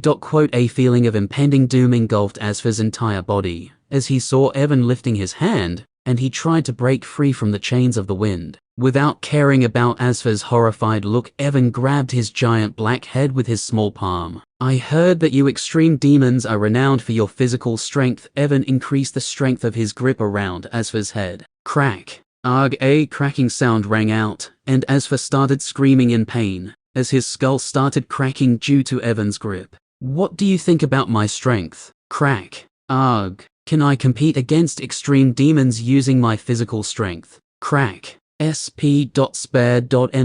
Asfa's skull sank down because of the pressure Evan was putting on it, and blood started to come out from his eyes, ears, nose and mouth. All the demons who were on the ground felt their heart turning cold when they saw Evan handling Asfa like he was playing with 1-year-old child. Please. I will be your slave for res _ Useless, Evan said in a cold voice, seeing Asfa start to beg for mercy and increase the strength of his grip. Bang! A small explosion resounded in mid-air, and Asfa's giant head exploded into a bloody pulp. Evan threw Asfa's body into his shadow storage after killing him, and looked at Elijah and the other demons once again.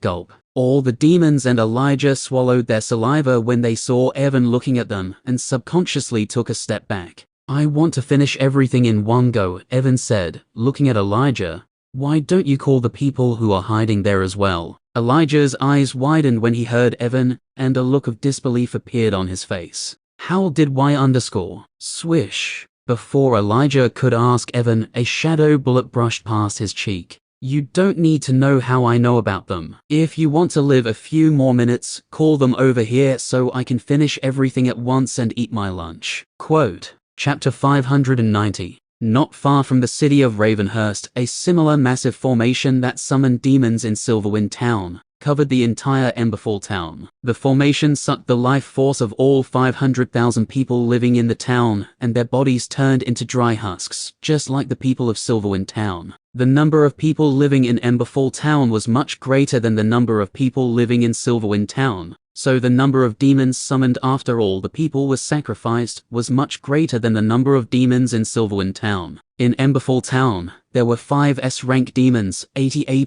rank demons, 1,000 A rank demons, and 10,000 B+ rank demons. Sarah looked at the demons that were summoned by her after sacrificing the entire town, and a crazed smile appeared on her face. She looked at the back of Emberfall Town, and saw an army of nearly 1 million monsters. Among the 1 million monsters there were 2 S-rank monsters, and nearly 100 A and A+ rank monsters. She held the triangular-shaped token in her hand, and infused her mana into it to give a command to all the demons. Move towards the southwest. Today we will destroy the Ravenhurst city. Hearing Sarah's command, all the demons started to laugh crazily. The favorite thing for demons was to kill people and spread chaos, so hearing that they were going to destroy a city, the blood of all the demons started to boil. Thump, thump. The sound of thundering footsteps filled the entire wilderness, and the area of hundreds of kilometers started to shake as the army of demons started to move towards the Ravenhurst city. Seeing the demons were moving towards the Ravenhurst city without making things difficult for her, Sarah sighed in relief and ordered the army of monsters that was at the back of Emberfall Town to follow after them. The same thing was happening in Aklima Town that had happened in Silverwind Town and Emberfall Town. The giant formation was glowing with crimson-red color, and all the people of the Aklima Town were dead. The population of Aklima Town was a little higher than Emberfall Town, but the number of demons that were summoned there were nearly the same. The only difference was that instead of 10,000 B+ rank demons, there were 12,000 B+ rank demons in Aklima Town. Damien looked at menacing demons that he had summoned and gulped down his saliva. Although he knew they would not do anything to him as long as he didn't provoke them, he was still feeling uneasy looking at them. The 5 S-rank demons who were summoned by Damien looked at him, and sneers appeared on their faces. All 5 of them could feel that Damien was afraid of them. If not because of the contract, they would have already started torturing him. Damien took a few deep breaths to calm down, and infused his mana into the token. After infusing the mana, just like Sarah, he also ordered demons to move towards a start city. Just like the demons of Emberfall Town, all the demons that Damien summoned became enthusiastic after hearing they were going to kill the people and destroy the city. Thump, thump. The thundering sound of footsteps resounded throughout the wilderness near Aklima Town, and the army of demons started to move towards a start city. After the demons started to move, Damien looked towards the sky and nodded towards the Sonic Bat who was hovering above him. When Sonic Bat received Damien's signal, he flew out of Aklima Town and soon brought an army of more than 800,000 monsters with him. Damien finally smiled upon seeing the army of monsters, and along with them followed after the army of demons. Ironspire Town, not far away from the central city. Ironspire Town is the biggest town among the towns that are around the central city. Currently, a formation that was a little different from the formations that were used to summon the demons in other towns was covering Ironspire Town. Nate was standing at the edge of the town and was looking at the formation that was glowing in an eerie dark red color, without any expression on his face. The population of the Ironspire Town was around 1 million, far greater than the other towns, and because of the formation, all the people of the town were already dead. It's a pity that even though we cleared so many dungeons and searched all over Aurora World during the past few years, we were only able to gather enough materials to build this single formation, Nate muttered, as he watched the bodies of more than 1 million people turn into dust and scattered into the surrounding. As the bodies of the people scattered in the surroundings, the space barrier around the Ironspire Town turned extremely weak. Suddenly, the giant formation that was covering the town shined brightly. The light coming from the formation was so intense that Nate was forced to close his eyes. Rumble. As Nate closed his eyes, the ground beneath his feet started to shake. Rumble. Soon the tremors spread in all directions, and the ground in the area of hundreds of kilometers started to shake. Crack, crack. Cracks started to appear all over the formation that was covering the town, and a portal that was 5 meters wide opened in the middle of Ironspire Town. Nate was about to fly up because of the tremors when suddenly a world-shaking aura came out of the portal. Thud. Just by feeling the aura, Nate was forced to drop to his knees. It became hard for him to breathe, and his entire body started to shake. He lifted his head with difficulty and looked in the direction of the portal. When he looked at the portal, he saw a 1.5 meter tall demon coming out of it. The demon that came out had a face similar to an octopus, and the rest of his body was looking like a human child. The aura that was coming out from the demon was beyond the S rank, and spatial cracks were appearing around him, just because of his sheer presence. Although Nate was on his knees and was feeling suffocated, he still started to laugh like a maniac after seeing the demon. Let's see who can stop us now. Chapter 591. You don't need to know how I know about them. If you want to live a few more minutes, call them over here so I can finish everything in one go and eat my lunch. Quote. Hearing Evan's cold voice, Elijah felt a chill running down his spine. Without wasting even a second, he shot a flare towards the sky and looked at the back end of the Silverwind town. Roar! Just as Elijah shot the flare, roars of monsters resounded throughout the wilderness, and auras of hundreds of thousands of monsters filled the surroundings. The demons summoned by Elijah were stunned when they felt the aura of so many monsters. Although many of them were not high-ranking monsters, their numbers were still no joke. But soon all the demons heaved a sigh of relief, remembering that the monster army was under Elijah's control. The demons were not afraid of the monster army, because they had enough confidence that they could eliminate every single one of them. But those demons were afraid of Evan. Even though they did not want to admit it, all of them felt at ease after seeing they had the support of hundreds of thousands of monsters. In the army of monsters, there was one S-rank monster, around 70 A and A+ rank monsters, more than 40,000 B and B+ rank monsters, and the rest were of the lower rank than B. Evan looked at the monster army that marched in Elijah's direction while destroying the town. The number of total monsters in the army were at least 1 million, but even after seeing them, Evan's expression remained indifferent. While the monster army was coming in his direction, Elijah infused his mana into the triangular-shaped token and removed all the restraints from the demon army. Kill him, Elijah ordered the demon army after removing their restraints. The names of the 3 S-rank flame demons were Malgrim, Lilithra and Belther. Meanwhile, the name of the extreme demon was Sablethorn. Hearing Elijah, all 4 of them immediately took command of all the demons that were summoned in Silverwind Town. In less than a minute, the army of demons and monsters was standing in a perfect position, ready for battle. In front of the demon army, 4 S-rank and 50 A+ rank demons were standing. Meanwhile, in front of the monster army, a 200 meters long serpent that was deep black in color and had a purple horn at the center of its head was standing along with Elijah.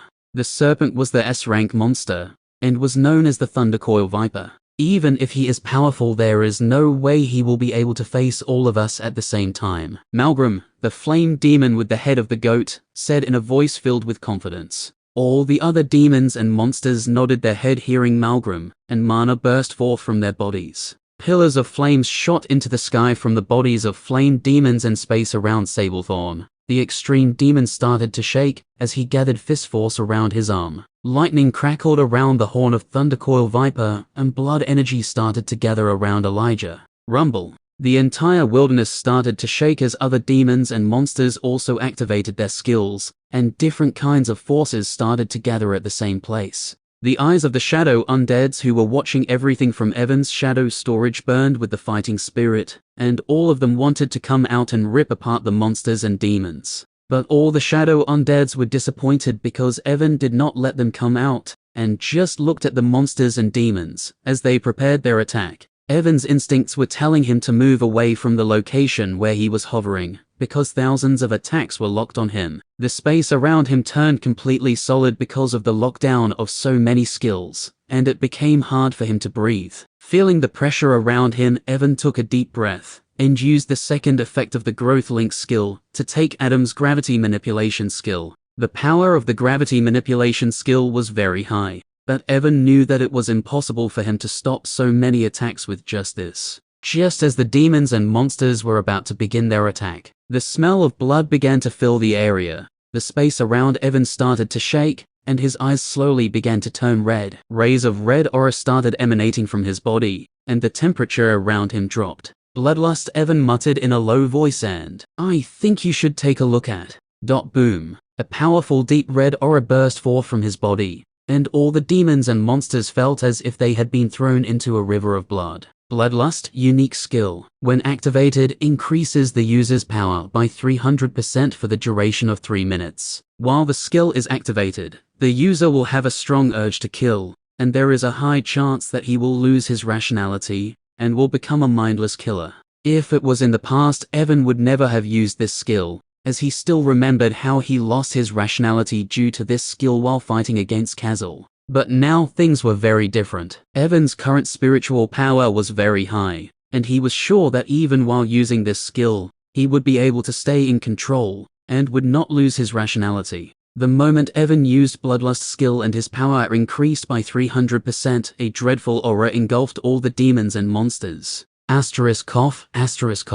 All the monsters who were below C rank lost control over their mana because of the bloodlust that Evan was releasing and started to cough out blood. In an instant, more than 500,000 monsters who were ready to use their skills became useless. Even the high-ranking demons and monsters were having a hard time ignoring the bloodlust that Evan was releasing. Just what is wrong with this human? Belther, the flame demon with the head of the tiger, said in a shocked-filled voice. F***k him. I will tear apart his limbs once I get my hands on him. Lilithra, the flame demon who had the head of Mantis, said in a voice full of malice. And a small dot of black fire, that was just half a centimeter big, appeared in front of him. Everyone attack at the same time, Elijah shouted, and all the demons and monsters launched their attack towards Evan at the same time. Thousands of different kinds of attacks went towards Evan at the same time. The space barrier that was already weak because of the formation wasn't able to handle the pressure of so many attacks,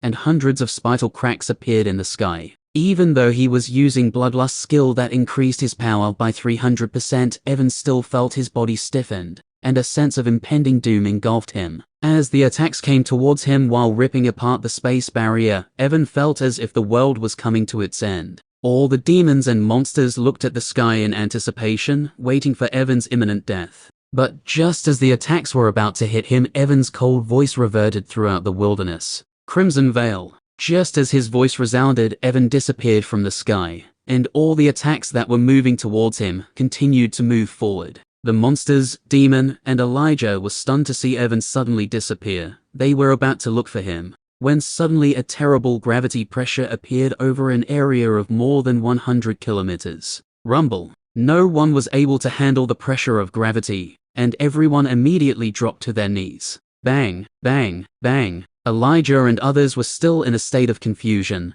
because of the sudden pressure when the sound of explosions resounded everywhere. The smell of iron filled the area, and the ground of hundreds of kilometers of area started to sink down because of high gravity. Using all their strength, S-Ranker raised their heads with difficulty, but as soon as they raised their heads, their heart grew cold, and they wished they had not raised their heads. Chapter 592. Crimson Veil, Unique Skill. Using the blood lightning as the medium, the user can become partially incorporeal. While in this state, the user can phase through obstacles and attacks. This state will last for 15 seconds. The power of skills increases by 150% while the user is in a partially incorporeal state. Just when the thousands of attacks were about to hit him, Evan used the second effect of the Growth Link skill once again, and took the unique skill of Albelu. As he activated the Crimson Veil skill, his body became partially incorporeal, and he phased through all the attacks that were coming towards him. At the same time, the power of his skills increased by another 150%. Now, along with the effect of Bloodlust skill, all of his skills were receiving a boost of 450%. After ignoring the attacks launched by demons and monsters, Evan used Flick Steps, and arrived above the middle of the army in an instant. Because his skills were 450% more powerful than normal, no one was able to see him move when he used the Flicker Steps. After arriving above the army of demons and monsters, Evan activated the Gravity Manipulation skill to its full power using the World Essence. Gravity Manipulation was already a very powerful skill, but after receiving the boost from Bloodlust and Crimson Veil skills, the power that this skill showed was simply monstrous. The moment the skill was activated, the hundreds of kilometers of area around Silverwine Town turned into hell. The ground immediately collapsed the moment Evan used the Gravity Manipulation skill. All the stones, trees, and buildings of Silverwind Town that were caught inside the high gravity field turned into dust in less than a second. The ground started to sink down and bang, bang, bang, bang. Monsters and demons started to explode into blood mist, without being able to resist the pressure of gravity. As the gravity in the area was very high, the blood mist was not able to stay in the air, and was forced towards the ground. Thus, a small river that was filled with blood, flesh, internal organs and bone dust started to form around Silverwine Town. In the middle of the apocalyptic scene, only the S-rankers and some A+ rank demons were able to survive. Other than the S-rank Serpent and Elijah, all the monsters who were part of the monster army were instantly killed and became part of Blood River. The A+ rank demons were only able to survive because the physiques of the demons were far stronger than the monsters. When Elijah and other S-rankers lifted their heads using all their power, they saw the 50 A+ rank demons were on their knees, and their faces were pressed to the ground. Other than the 50 A+ rank demons, everyone else exploded into a blood mist,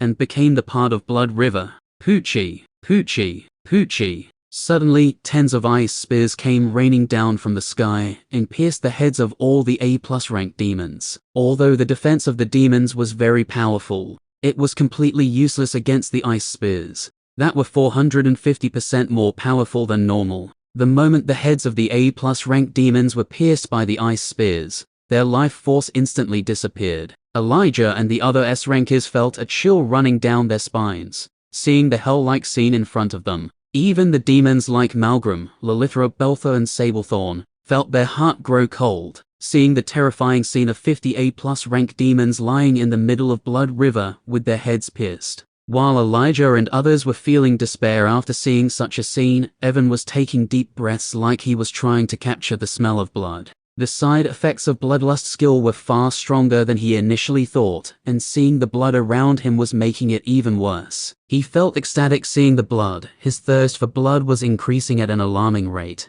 and he wanted to kill more people to quench his bloodlust. Slowly, he came down from the sky and stopped just above Elijah and other S-rankers. Now that everyone else was dead, only the 4 S-rank demons, Elijah and Thundercoil Viper, were left. The effect of Crimson Veil could only last for 15 seconds, so when Evan stopped above S-rankers, his body returned to normal from the partial incorporeal form, and the boost of 150% disappeared. Although the boost of 150% disappeared, the Bloodlust skill was still activated, and the pressure that Evan was releasing was out of this world. When the 6 S-rankers felt Evan's presence just above them, they lifted their heads with fearful eyes and looked at him. The moment they lifted their heads, their eyes met with Evan's eyes, which were blood red because of the effect of the Bloodlust skill. Looking into those eyes, all 6 of them felt just one emotion. I think you should take a look at fear. Elijah took out an escape scroll to run away from there, but his face turned pale white because the scroll was not working. Evan did not use the sonic barrier skill to seal the space, but Elijah was still not able to escape, because the space in tens of kilometers of the area was completely sealed due to the high gravity. Evan sneered when he saw Elijah trying to run away using the escape scroll, and lifted one of his fingers. Sonic vibrations started to come out from his finger as he activated the sonic resonance skill. A feeling of impending doom suddenly engulfed Elijah and others. They tried their best to move their bodies or use their skills, but everything was useless. Even the mana inside their body refused to move because of the high gravity. Evan stretched his hand and tapped Malgram's goat-like head with his finger, which was releasing sonic vibration. Please spare M_despair flashed inside Malgram's eyes, and he tried to beg Evan, but before he could beg for mercy, tap. Evan tapped his finger at the center of his goat-like head. Malgram's eyes suddenly widened in shock, and his head started to swell. Elijah and others watched with horror-filled eyes as Malgram's head continued to swell like a balloon, and bang! It exploded in a bloody mess. All the bloody mess was also forced towards the ground because of the gravity, and became the part of the blood river. Bang! Elijah and others were still in a state of shock when another small explosion resounded, and they saw Lilithra's mantis-like head also explode. Bang! Bang! Bang! 3 more banging sounds resounded, and the heads of the 2 remaining demons and Thundercoil Viper also exploded. Elijah was the only one left after Evan killed all the demons and Viper. Looking at Evan, who was preparing to tap his head, Elijah was now regretting his decision to come to Silverwind Town. I should have stayed away from this damn monster, Elijah thought, just before Evan tapped his head. Bang! After killing Elijah, Evan stopped using sonic resonance skill, and took another deep breath. He used shadow storage skill, and put away the bodies of 50 A+ rank demons and S rankers. After putting away their bodies, Evan looked at the small river of blood, and his red eyes gleamed with hunger. Time to eat my lunch, he muttered in a low voice and stretched out his hand. Energy devouring. Devouring vines came out from the palm of his hand and went inside the blood that was on the ground. A red aura appeared around Evan, and the vines started to absorb the energy from the blood river. As the vines started to absorb the blood, a vast amount of energy went towards Evan's Monarch core, and it started to move towards the S rank at an alarming speed. Chapter 593. A Straight City. Move fast, bring all these supplies to the camps. Hey you, what the hell you are doing working at a snail's pace? Load these potions into the van and move fast. Bring these artifacts. The entire Straight City was in complete chaos, and hunters were moving towards the city walls with serious expressions on their faces. Just a few hours ago, the Hunter Association completely locked down the city, and normal people were not allowed to leave their homes. The only people who were moving around were the hunters, and all of them were frantically bringing the war supplies to the front line. Jeffrey, handle the deployment of the hunters near the city walls. Make sure to prioritize the southeast side of the city, because monsters will most likely come from that direction. Sebastian was giving the orders to all the hunters using the communication channel. Most of the guild masters of the Astarte city, including the one who came during the practical exam of the academy, were connected through this communication channel, and were making sure that everything progressed smoothly. Edward, you handle the distribution of the potions. Give all the hunters enough potions, so that they can fight for at least a few hours without taking any breaks. If we don't have enough supplies, send someone to buy potions from all over the city. Julian, you handle the weapon supply. Try your best to arm everyone even if it is a low-grade weapon. Sebastian continued to give orders for a few more minutes before ending the communication and leaving his office room in a hurry. Dad, is the situation really serious? Valerie asked Sebastian the moment he left the office. Even after listening to Valerie, Sebastian did not stop and replied while walking. According to Nathan, this will be the most difficult situation that a Straight City has faced since its founding. Valerie was stunned hearing Sebastian, and her eyes widened in disbelief. But she soon came back to her senses seeing Sebastian was going somewhere. Where are you going? I have somewhere to go. You help the other hunters keep things organized around here, Sebastian said hearing Valerie, and left the building of Silver Star Guild. After leaving the guild building, he flew towards the skeleton graveyard dungeon, where Elijah and Albelu were with other shadow undeads. They already explored Elijah and the other shadow undeads could have cleared the ruins a long time ago. But they didn't, because if they had cleared the ruins, they would have been forced to leave the dungeon, and that wouldn't have been good for them. If they had cleared the ruins and suddenly come outside the dungeon, the entire city would have fallen into chaos, due to the sudden appearance of so many monsters inside the city. When Evan had left those shadow undeads in the dungeons, Sebastian specifically requested him to tell them not to leave the dungeon unless there was an emergency. Even though he was an S-rank hunter, he still knew that he would not be able to handle the chaos caused by the sudden appearance of so many monsters. After flying for around 1 hour, Sebastian finally reached the skeleton graveyard dungeon. After Evan left behind his shadow undeads inside the skeleton graveyard dungeon, Sebastian ordered all the guards of the dungeon to stay away from the dungeon portal. So when he landed in front of the dungeon portal, there were no guards around it. Sup, lowlife. Sebastian had just landed when he suddenly heard a smug voice. Sebastian's mouth couldn't help but twitch when he heard the voice, and he looked at Elijah, who was standing in front of the portal with a speechless look on his face. I want to punch her face, Sebastian thought inwardly, seeing Elijah. But he soon shook his head and took a deep breath. I don't have time to waste on her. You know why I am here, right? Sebastian asked directly. Yes, we already received the order from Master. Elijah nodded her head, hearing Sebastian. So, when should I bring them out? If our calculations are correct, the monster army will be here in less than 24 hours, Sebastian said in a serious voice after listening to Elijah. I need to introduce you all to other hunters so we can all work together. So it would be best if you could all come with me right now. Elijah thought for a moment after hearing Sebastian, then nodded her head. Wait for 5 minutes. I will call them, she said, and went inside the dungeon. 5 minutes later, the portal of the dungeon flashed, and Elijah and Albello appeared there with nearly 200 A+ rank shadow undeads. Viewer. Although he already expected this, Sebastian was still a bit surprised to see so many A+ rank monsters. He took a deep breath to calm his racing heart, and nodded towards Elijah. Let's go to the other dungeon to get the rest of them. Sure, Elijah said, and left with Sebastian. Albello and other shadow undeads did not go with them, because the entire city would have fallen into a state of chaos if hundreds of monsters suddenly started to fly inside the city. While flying with Sebastian, Elijah looked inside her storage ring. Inside her storage ring, there was a black book with a skeleton skull engraved on top of it. She got this book after clearing the ruins of Skeleton Graveyard Dungeon just now. Master will love this thing, Elijah thought inwardly, and followed after Sebastian. Soon they landed in front of the dungeon where Gobu was. Just like the Skeleton Graveyard Dungeon, there was no guard around this dungeon as well. Gobu was already waiting for them outside of the dungeon when Elijah and Sebastian arrived there. Gobu was not lucky like Elijah,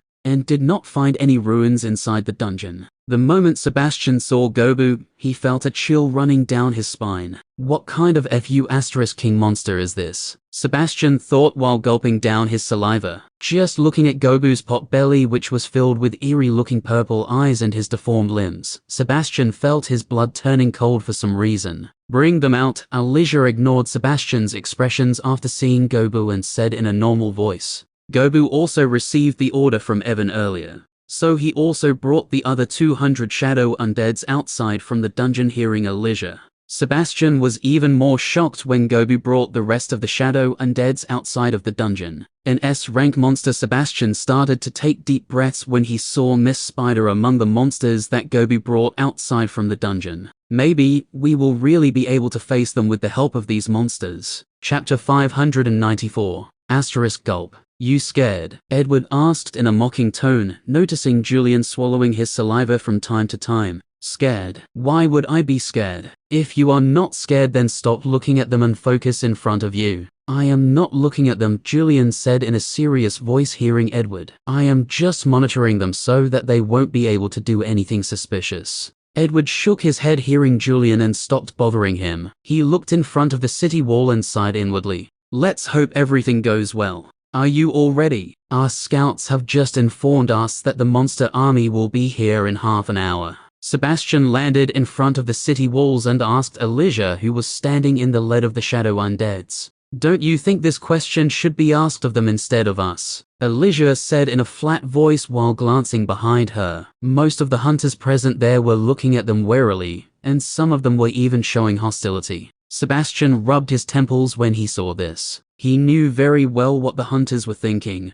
but he still couldn't help but curse them inwardly. Don't worry about them. Although I know their behavior is not good, I can assure you that they will not try to harm you in any way, Sebastian said after a moment. Won't try to harm us. Hearing Sebastian's words, a sneer appeared on Alicia's face. They literally threw us in front of the monster army to act as cannon fodder, and you're saying they won't try to harm us. This underscore Sebastian was lost for words after listening to Alicia. Earlier, he had tried to convince the hunters that they should all work together, but the hunters were afraid that the shadow undeads would attack them in the middle of the battle, and suggested placing them on the front lines. Although Sebastian was against the suggestion, he couldn't do anything, because most of the hunters were in favor of placing them in front. You don't have to worry about us, lowlife, Alicia said indifferently after seeing Sebastian's troubled expression. We are not afraid to fight against them directly because we are different from all of you. What do you mean? Sebastian asked in a confused tone. Hearing Sebastian's words, Alicia just smiled and did not answer him. There was no need for her to tell him that even if they died here, they would all just return to Evan's side. Thump, thump. After a few minutes, suddenly, the sound of roaring footsteps started echoing throughout the wilderness. Along with the sound of footsteps, a chilling demonic aura filled the surroundings. Most of the low-level hunters felt a chill run down their spines, feeling the chilling aura coming from the distance. Go back and handle them, Alicia said to Sebastian, feeling the chilling aura. Sebastian hesitated for a moment hearing Alicia, but looking at the low-level hunters who were shaking because of the powerful demonic aura, he retreated towards them. Sister Spider, you can start, Alicia said to Miss Spider after Sebastian left. Hearing Alicia, Miss Spider, who was at the rear end of the shadow undead army, closed her 8 purple eyes. Just as she closed her eyes, her body started to glow, and a deep green aura came out of her body, covering all 400 shadow undeads. Life chain, Miss Spider said, and all the shadow undeads felt as if they were all now connected with each other. Life chain was the same skill that Miss Spider had used while fighting against Evan. Now all the shadow undeads were connected to each other, and any damage that they would suffer would be divided equally among themselves.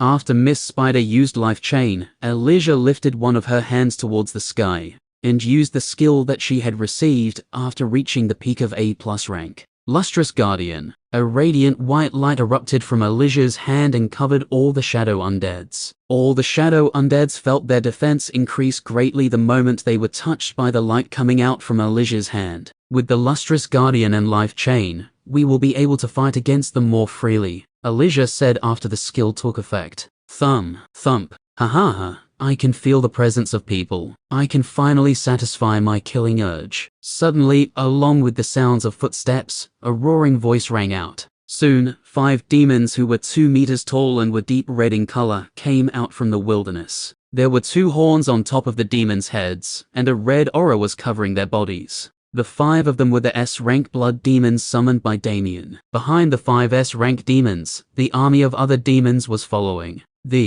What kind of monsters are these? Julian asked with his eyes wide open when he saw the army of demons. Other hunters were also confused because they too had never seen monsters like demons. Don't lose focus, Sebastian shouted, seeing the hunters were getting distracted because of the strange appearance of demons. Roar! While the hunters were confused, roars of monsters resounded, and soon the army of monsters led by Damien and Sonic Bat also arrived beside the army of demons. That bastard. Seeing Damien, who was sitting at the top of Sonic Bat, Sebastian's eyes turned red from anger, and he clenched his fist tightly. On the other hand, Damien and Sonic Bat were also shocked to their cores when they saw the small army of shadow undeads that was standing in front of the hunters. Although it was more than a month ago, they still did not forget what had happened in Naflium City. How is that possible? Isn't that guy still in Naflium City? What are his summoned monsters doing here? Seeing the shadow undeads, Damien's mind went into chaos,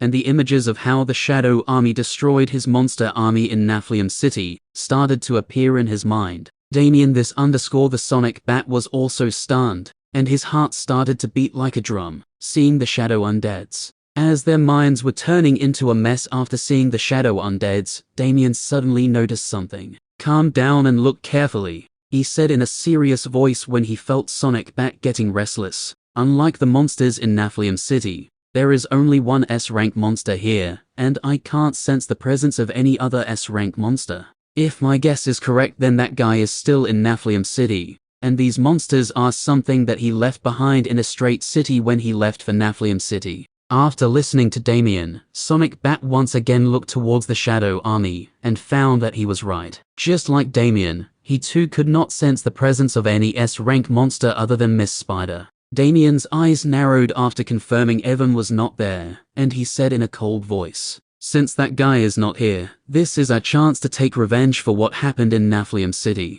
Damien uses the triangular-shaped token and orders the demons to kill all the shadow undeads. Hearing Damien's command, the army of demons did not hesitate and locked their auras on the shadow undeads. "It seems we are being underestimated because of our low numbers," Elijah said in an amused voice. But the purple flames in her eyes were deathly cold. She didn't like the fact that she was being looked down upon. "Allow me to show them what happens when they underestimate their opponents." The two mouths that were at the top of Gobu's head opened and he said in a sinister voice. Even before Elias could say anything, Gobu pressed his feet on the ground and jumped towards the armies of demons and monsters. Chapter 595. Gobu stopped a few meters above the ground, some distance away from the armies of demons and monsters. This monster Scarlet, one of the S-rank blood demons, narrowed his eyes when he saw Gobu. Although Gobu was not an S-rank monster, the dreadful feeling that he was giving was something that all of the demons and monsters had never felt before. "This will be my first battle after coming under Master's command,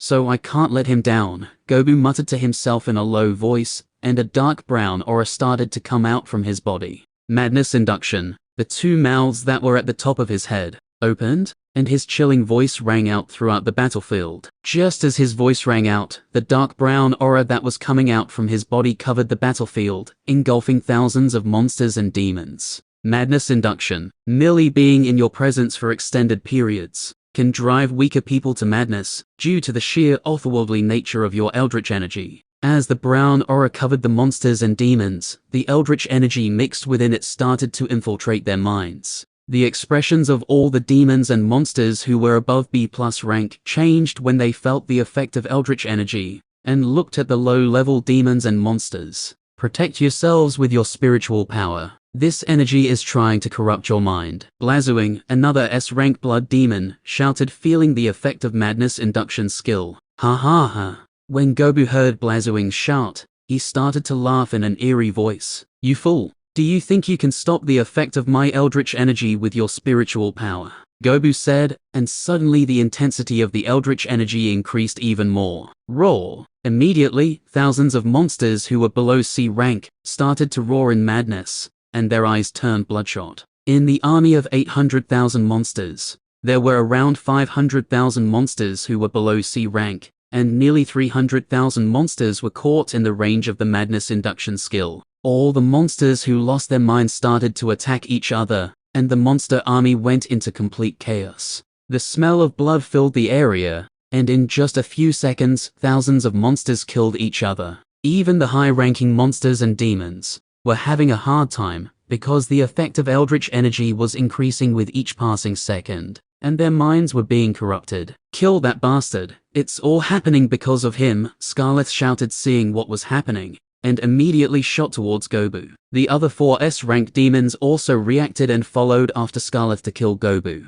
As a blood demon, Scarlet's skills were related to blood element, and he tried to control Gobu's blood while going towards him. But to his dismay, Scarlet realized that there was no blood inside Gobu's body. "Damn it, just what kind of monster he is." Scarlet cursed when he realized there was no blood inside Gobu's body, and used another of his skills to gather blood energy around him. The other 4 S-rank demons also gathered blood energy around them, and all 5 of them arrived in front of Gobu in an instant. All the blood energy they had collected gathered around their fists, and they punched Gobu at the same time, intending to blow his body apart with sheer force. Gobu was not afraid of seeing the 5 attacks coming towards him. The 6 deformed arms that were coming out from his back moved, and he tried to catch the fists of blood demons with his deformed arms. "Fool," Scarlet and the other demons sneered, seeing Gobu trying to catch their fists with his deformed arms. but their eyes nearly popped out of their sockets when Gobu really caught their fists with his 6 deformed arms, without sustaining any damage.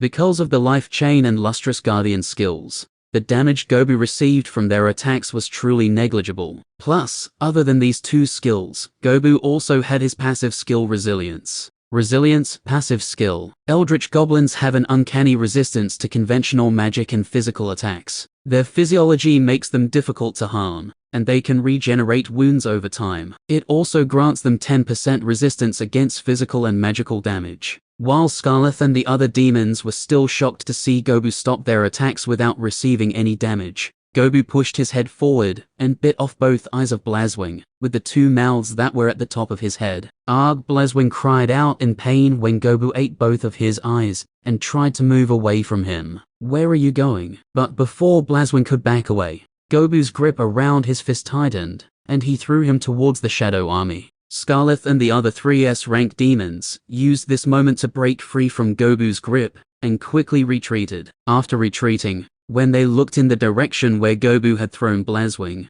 they saw a black wolf covered in blood lightning had pierced Blazwing's head with its sharp claw, and his life aura completely disappeared. Roar! The roars of the monsters were also continuously increasing as more and more monsters were being affected by madness induction. Now even the C-rank monsters started to lose their minds because of the effect of eldritch energy. Seeing what was happening in the monster army, all the hunters who were watching everything were shocked to their cores. They couldn't believe that just a single A+ rank monster caused such large-scale chaos inside the monster army. And as if this was not enough, the shadow undeads even killed one S-rank demon so quickly. Looking at Gobu, who was still releasing the deep brown aura to affect the minds of monsters, all the hunters felt like they were looking at the devil itself. "We need to do something or else our minds will be corrupted too," Nightvein, another S-rank blood demon, said in a voice filled with urgency. They never had expected that they would face this kind of situation after arriving the Astrate City.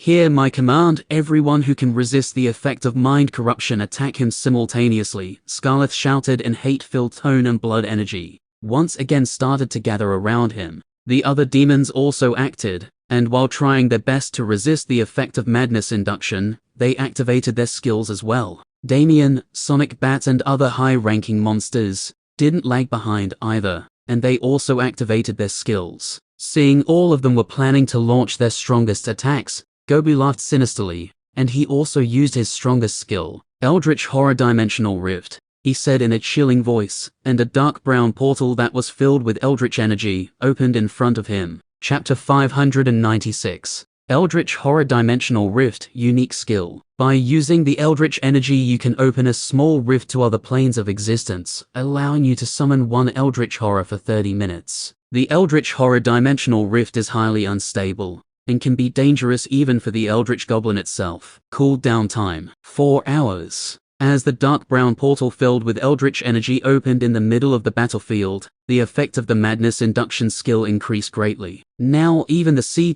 rank monsters started to lose their minds. Hui dash. You. Eerie heart-chilling sounds started coming out from the portal. When the people heard the eerie sounds coming from the portal, everyone including the hunters felt a chill running down their spines. Most of the B+ rank demons and monsters were frozen solid hearing the sounds, and the skills that they were preparing to use against Gobu were cancelled. Even the bodies of A-rank demons and monsters were trembling, and they were barely able to keep their composure. "Don't be afraid, as long as we kill that damn monster we will be fine," Scarlett shouted with bloodshot eyes, seeing many demons were frozen in fear. "Attack!" Nightvein roared when the attacks of most of the demons and monsters were ready, and all of them launched their attacks towards Gobu at the same time. As all the attacks launched by demons and monsters went towards Gobu, the dark brown portal in front of him started to shake. "Woo-oh!" A strange voice echoed throughout the battlefield, and hundreds of deep green eyes opened inside the portal. The size of the portal suddenly increased, and the next second, a monster that was similar to a starfish came out from it. The monster was 20 meters long, and there were hundreds of deep green eyes all over its body. Eldritch energy was circling around its pale blue body,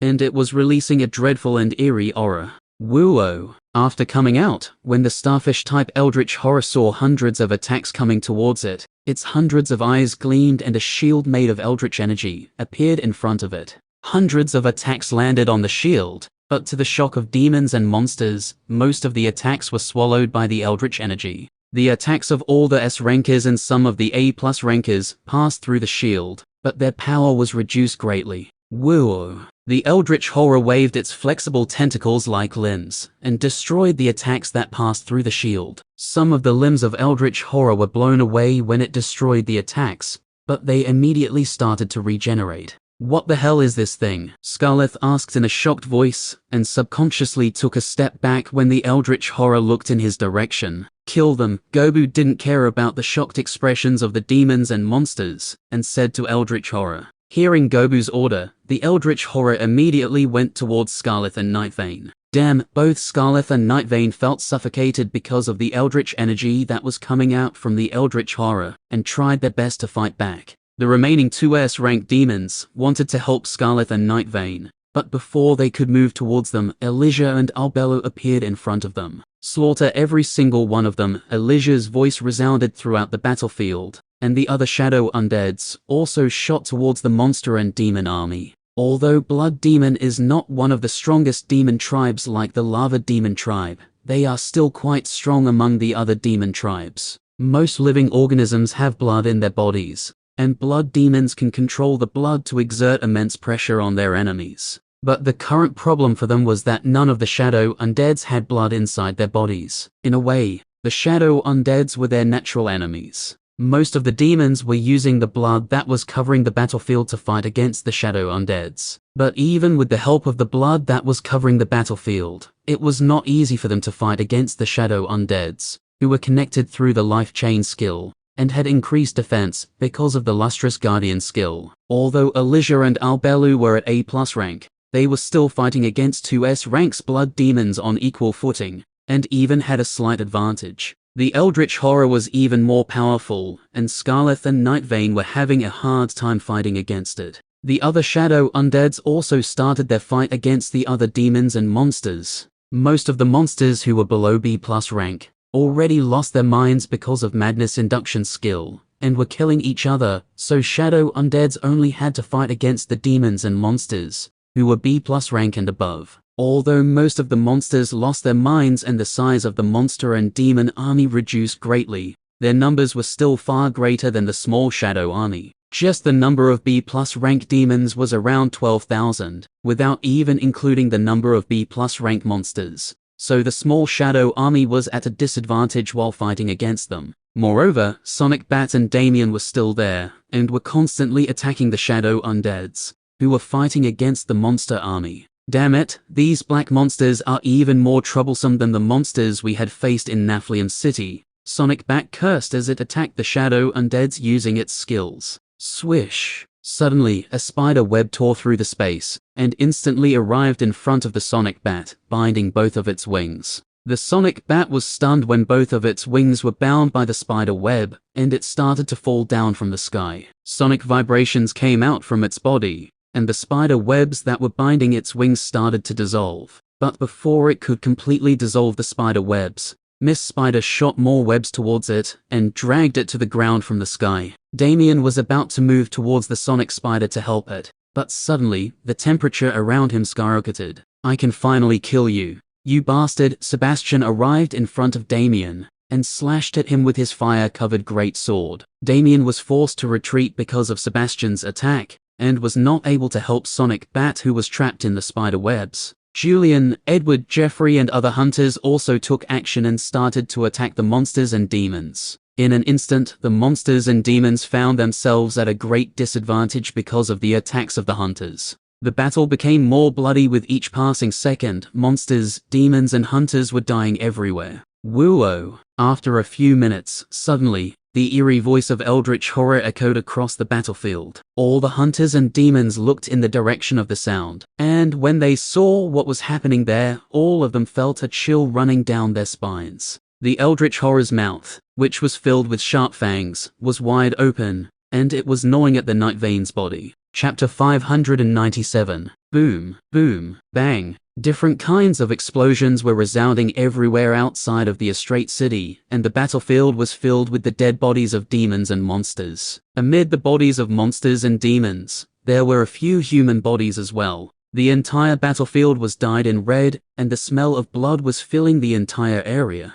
Crackle! A massive bolt of blood lightning struck the demon that Albellu was fighting against, and the demon was sent flying with a hole in his stomach. The demon crashed more than 100 meters away from Albellu, and his entire body shook because of the sinister blood lightning that invaded his body. When Albellu was about to finish off the demon he was fighting against, the sky suddenly lit up with white light. The hunters and demons looked towards the sky and saw Elijah hovering high in the sky, with tens of white spears made of light elements circling around her. Some distance away from her, the S-rank demon she was fighting against was bound by chains made of light element. The appearance of the demon was quite haggard, and just by looking at his condition, anyone could tell that he had just received the worst beating of his life. Go! Without caring about Demon's haggard condition, Elijah slashed down with her hand. Just as she slashed down, all the light spears that were circling around her shot towards the chained demon like missiles. When the blood demon saw tens of light spears coming towards him, a feeling of impending doom engulfed his body. His instincts were screaming at him that he was going to die. And when the demon realized that he was going to die,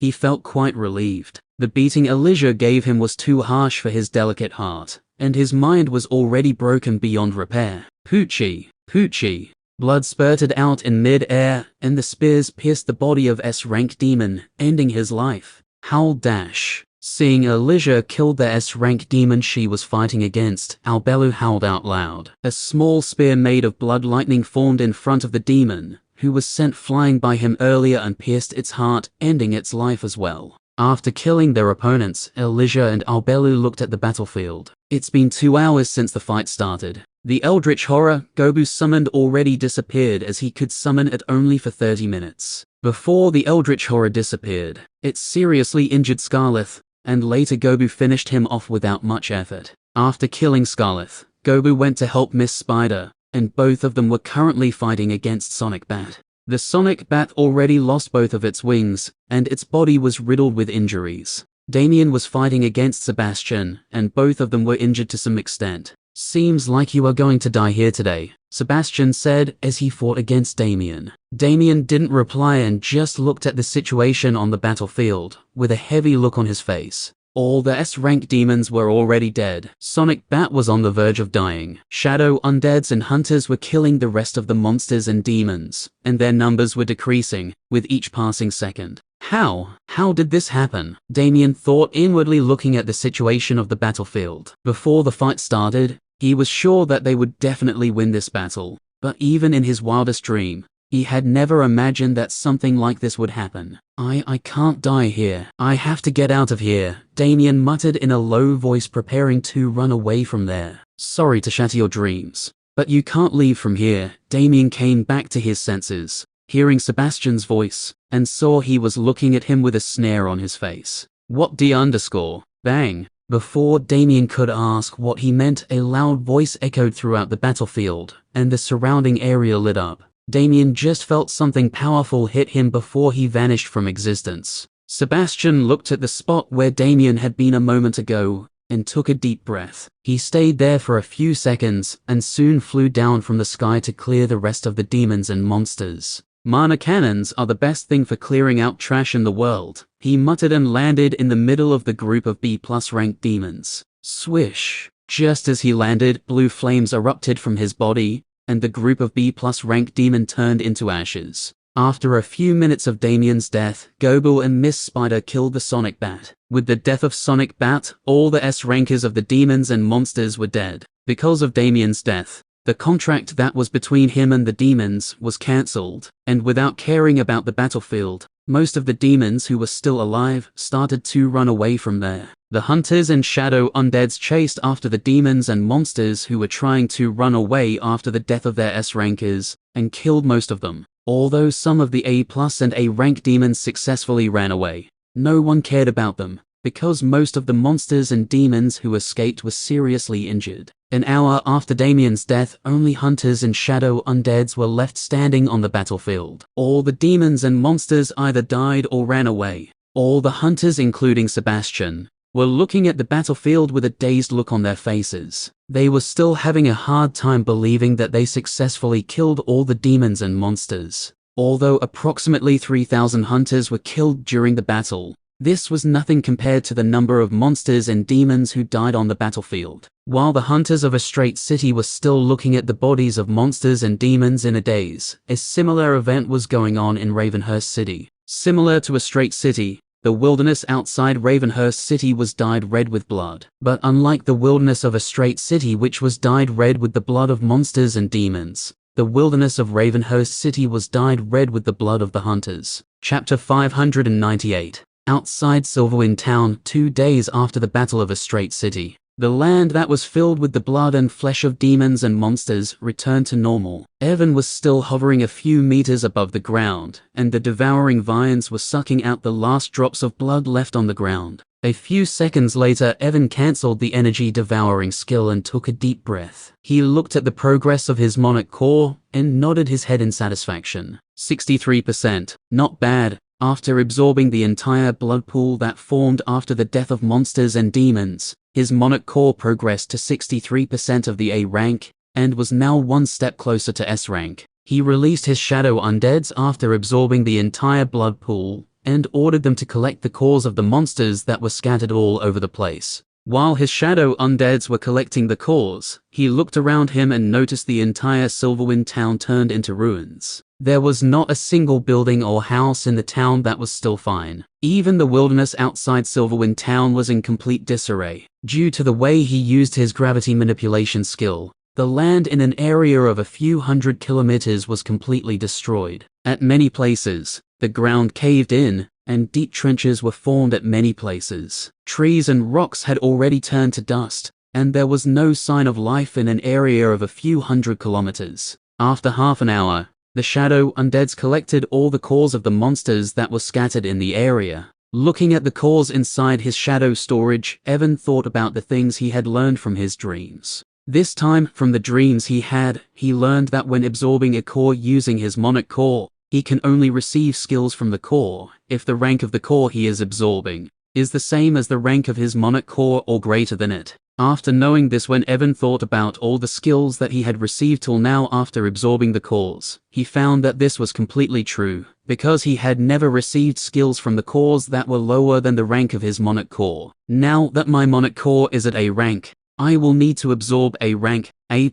rank or S rank cores if I want to receive skills while absorbing the cores, Evan muttered and shook his head. Although he had killed hundreds of thousands of monsters in the past few months, the number of A and A+ rank cores he had did not exceed 200. Even if he absorbed all the A and A+ rank cores he had, his chances of gaining many skills were not high. Let's go back and see what the situation is out there, Evan said and flew away from there. While flying back towards Naflium City, he used his shadow senses and contacted Elijah. Where are you, Master? I will reach Naflium City in 1 hour, Elijah replied, hearing Evan. Alright, wait for me after reaching there. I am also coming back to Naflium City, Evan said, and stopped using Shadow Sense's skill. Elijah already told him about the fight that had happened in a straight city 2 days ago. After knowing his shadow undeads defeated the army of demons and monsters, he was honestly very surprised. He knew his shadow undeads would give a tough fight to demons and monsters, but he didn't expect them to completely wipe them out. Although he understands the biggest reason they were able to win was because of the advantage that his shadow undeads had against the blood demons, and the help that hunters provided. Evan still felt quite good knowing his shadow undeads were able to win against such a big army without his help. Seems like my shadow undeads are stronger than I thought, Evan said to himself, and used the gravity manipulation skill that he took from Adam. After using the gravity manipulation skill, he closely monitored mana flow in his energy veins. Evan wanted to learn the gravity manipulation skill, just like how he had learned the ice spear skill. But learning the gravity manipulation skill was thousands of times more difficult than the ice spear skill. He was currently able to use the gravity manipulation skill, because of the effect of the growth link skill. But if he wanted to learn and use the gravity manipulation skill without the growth link skill, he would have to properly channel the mana through the required energy veins.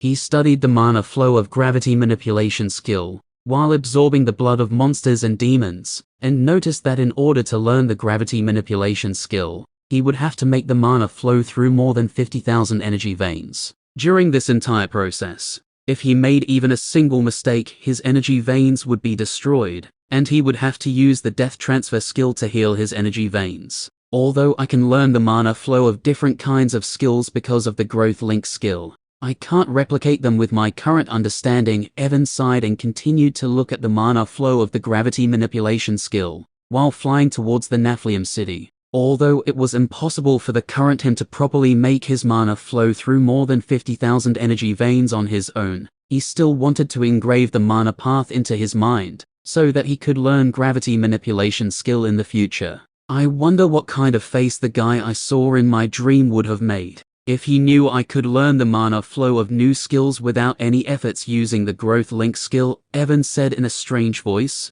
and felt pity for the guy he had seen his dreams. In order to learn new skills, that guy had to find the mana flow of different skills on his own, but he could learn the mana flows of new skills just by using the second effect of the growth link skill. Around 1.5 hours later, Evan arrived outside of Naflium City. When he arrived there, Elijah was already waiting for him outside of the city. Master, seeing Evan, Elijah immediately flew towards him. Evan nodded his head seeing Elijah and smiled. You guys did a great job in the fight, he said after Elijah stopped in front of him. They were just some puny demons. How could I lose against them? Elijah said in a smug voice, and puffed out her chest. Evan shook his head seeing Elijah's childlike behavior and smiled lightly. So, where is that thing you told me about? He asked after a moment. Hearing Evan, Elijah's storage ring flashed, and she took out a black book with a skeleton skull engraved on it. It was the same book that she received after clearing the ruins of Skeleton Graveyard Dungeon. Evan took the book from Elijah and looked at its details. The book was a skill book, so when Evan looked at its details, the details of skill appeared in front of him. Summon Lick. Using your energy as a medium, you can create a magic circle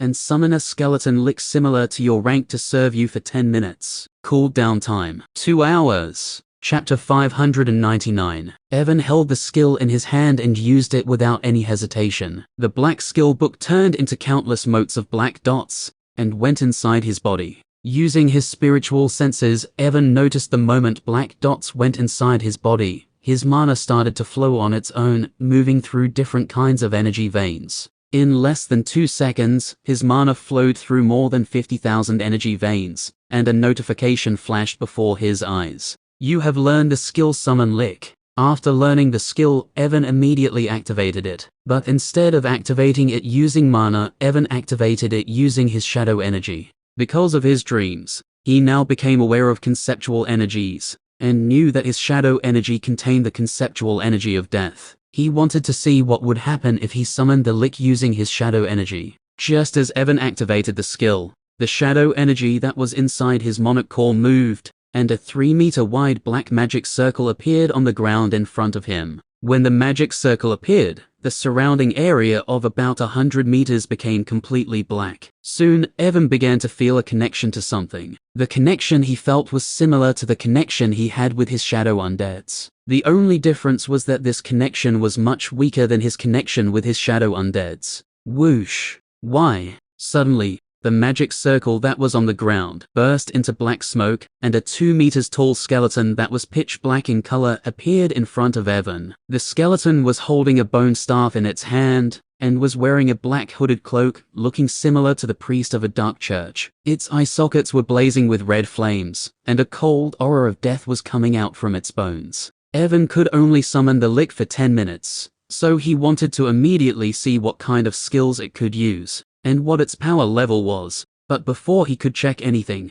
something surprising happened. Detected a summoning skill. Do you want to connect your growth link skill with the summoning skill? Yes/no. Evan looked at the notification in front of him and blinked a few times. Although he didn't know why his growth link skill was reacting to his summoning skill, he could feel this was something good. Without any hesitation, he chose yes. As soon as Evan chose yes, the rune of evolution on his chest glowed. As the rune of evolution lit up, Evan felt his connection with the lick started to grow stronger. Soon he noticed different kinds of runic lines started to appear all over the bones of Lick. The red flames that were blazing inside its eye sockets also started to change, and soon turned golden in color. Although the rank of Lick was still A+, the aura of Lick became stronger than before. After a few seconds, the rune of evolution stopped glowing, and the connection that Evan had with the Lick became as powerful as the connection he had with his shadow undeads. Why? Your summoned Deathlick evolved into Deathlick Emperor.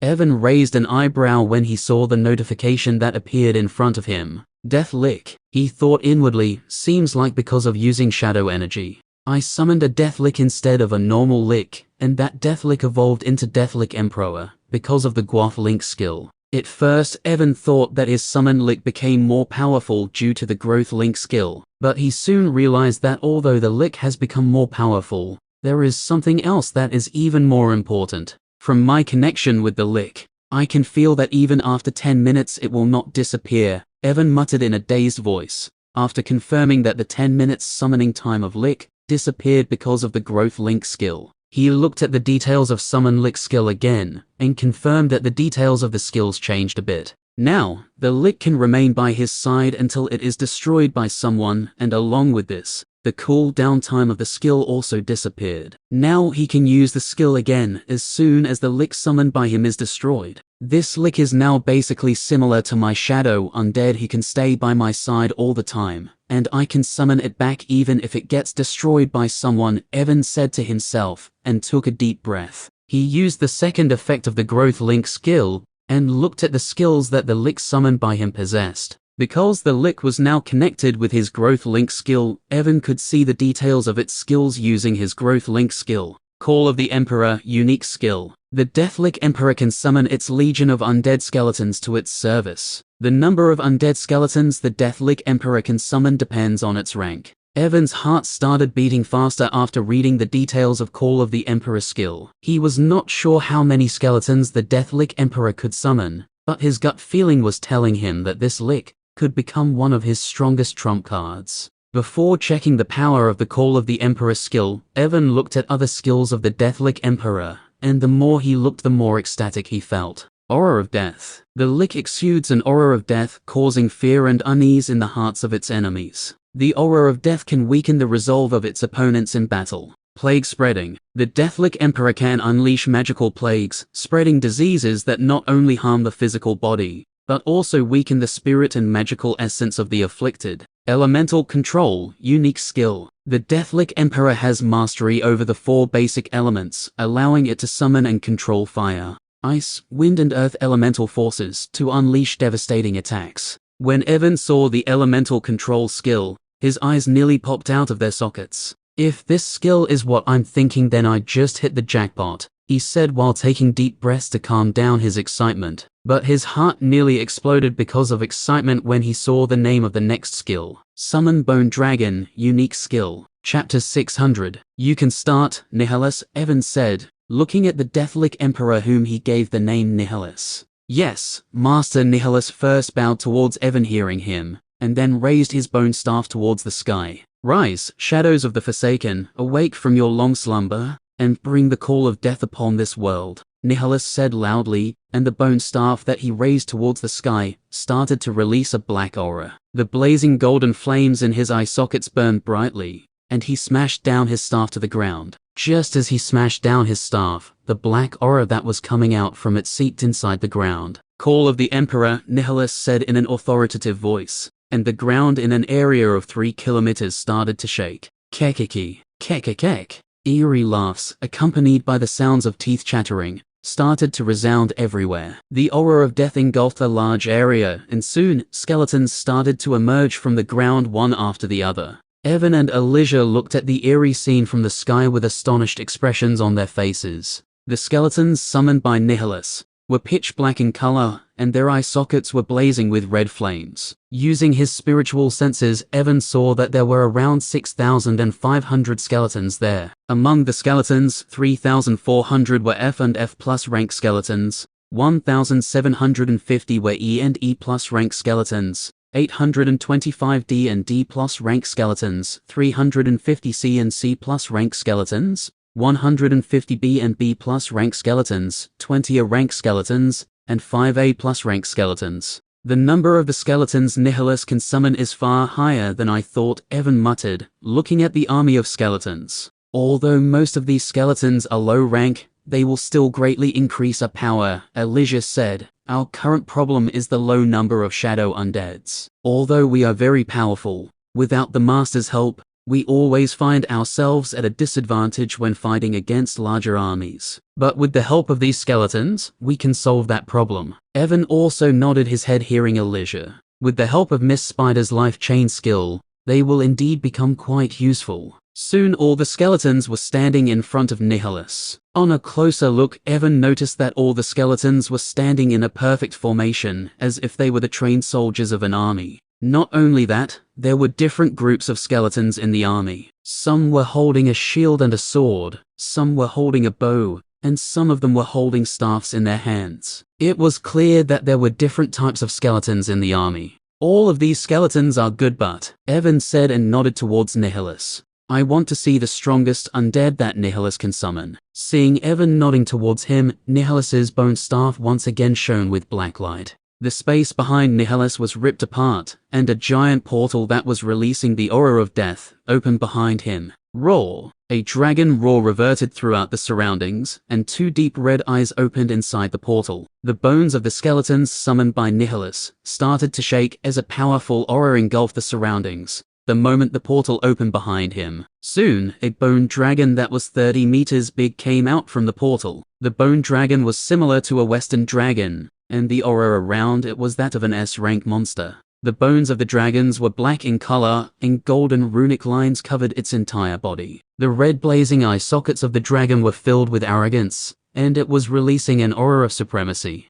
Although the bone dragon was at S-rank, just by feeling its aura, Evan could tell that it could easily fight against 2 or 3 normal S-rank monsters without much problem. Roar! The bone dragon once again roared out loudly after coming out from the portal, and stood behind Nihilus, looking at the skeleton army with its deep red eyes. Suddenly, the bone dragon noticed Evan and Elijah, and its eyes burned with hostility and disdain. This bastard. Elijah was furious seeing how the bone dragon was looking at Evan and was about to fly towards it. But Evan stopped her. Don't worry. Looking down on other people is the natural habit of these lizards. Even though this dragon has died and turned into a bone dragon, it is still following its natural instincts. He said after stopping Elijah. If so, then that bag of bones must teach his pet how to behave in front of the master, otherwise I will turn every single bone of its skeleton into dust, Elijah said, while staring back at the bone dragon who was still looking at them. Even if Nihilus told that dragon to listen to my orders, it would not obey them, Evan said with a smile on his face. These lizards are too arrogant for their own good, and think they are above the world. The reason why this bone dragon is listening to Nihilus's orders is because of the summoning contract between them. If not because of the contract, I'm afraid the dragon would have already attacked Nihilus when he summoned it. If this dragon won't obey Master's orders, doesn't that mean it's completely useless? Elijah said with a frown on her face. Not necessarily, Evan shook his head hearing Elijah. Nihilus can control it because of the summoning contract, so it won't be difficult for us to work with it. Besides, Evan said and smiled coldly, I never said I don't have a way to cure its arrogance. Elijah wanted to ask what he meant, but before she could ask anything, Evan flapped his wings and appeared above the head of the bone dragon in an instant. The best way to cure the arrogance of dragons is to beat the sh*t out of them till they submit to you, he said after appearing above the bone dragon,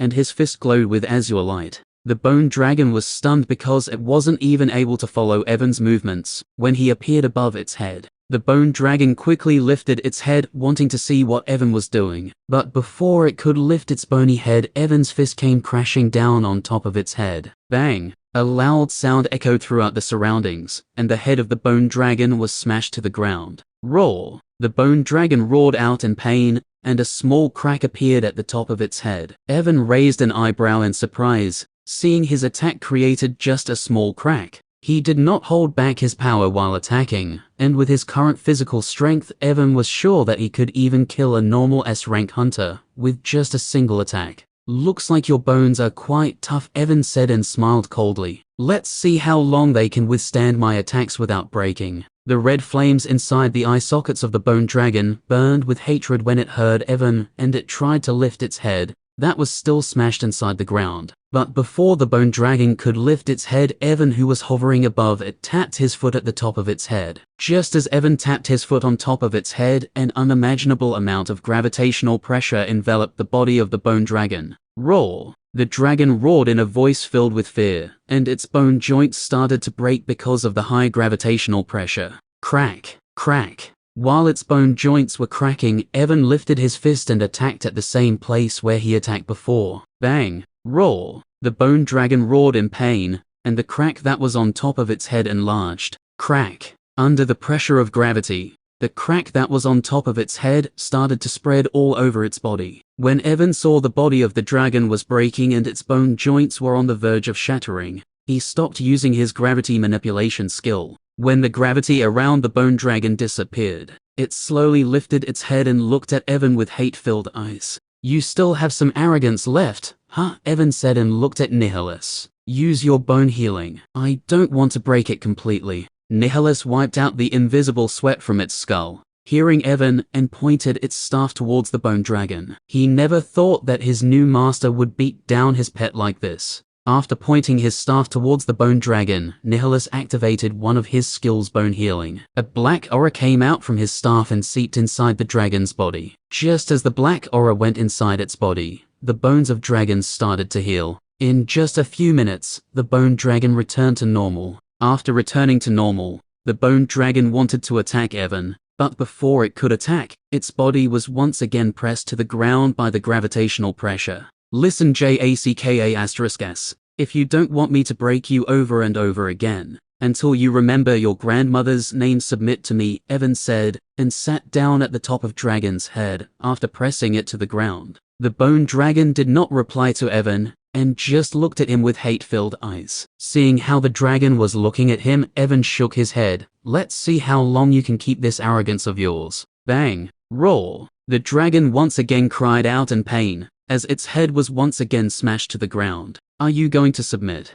Bang! Roar! Use bone healing. Bang! Roar! Still want me to continue? Bang! Bone healing. Nihilus continued to use bone healing to heal the broken bones of dragon every few seconds. Elijah looked at the scene with a dazed look on her face. Looking at the beating the dragon was receiving, even she started to feel pity for it. 20 minutes later, the bone dragon was bowing in front of Evan with an obedient look on its face. Its bony tail was moving left and right, and it looked like a giant puppy instead of a bone dragon. You should have done this earlier, Evan said with a smirk on his face, seeing the obedient look of the dragon, and sat down on the top of its head once again. The bone dragon lifted its head after Evan sat down at the top of its head and waited for his command. Elijah came flying towards Evan after seeing the dragon turn into a puppy and sat down beside Evan. The bone dragon wanted to throw away Elijah when she sat down on its head, but did not dare to do anything because of Evan.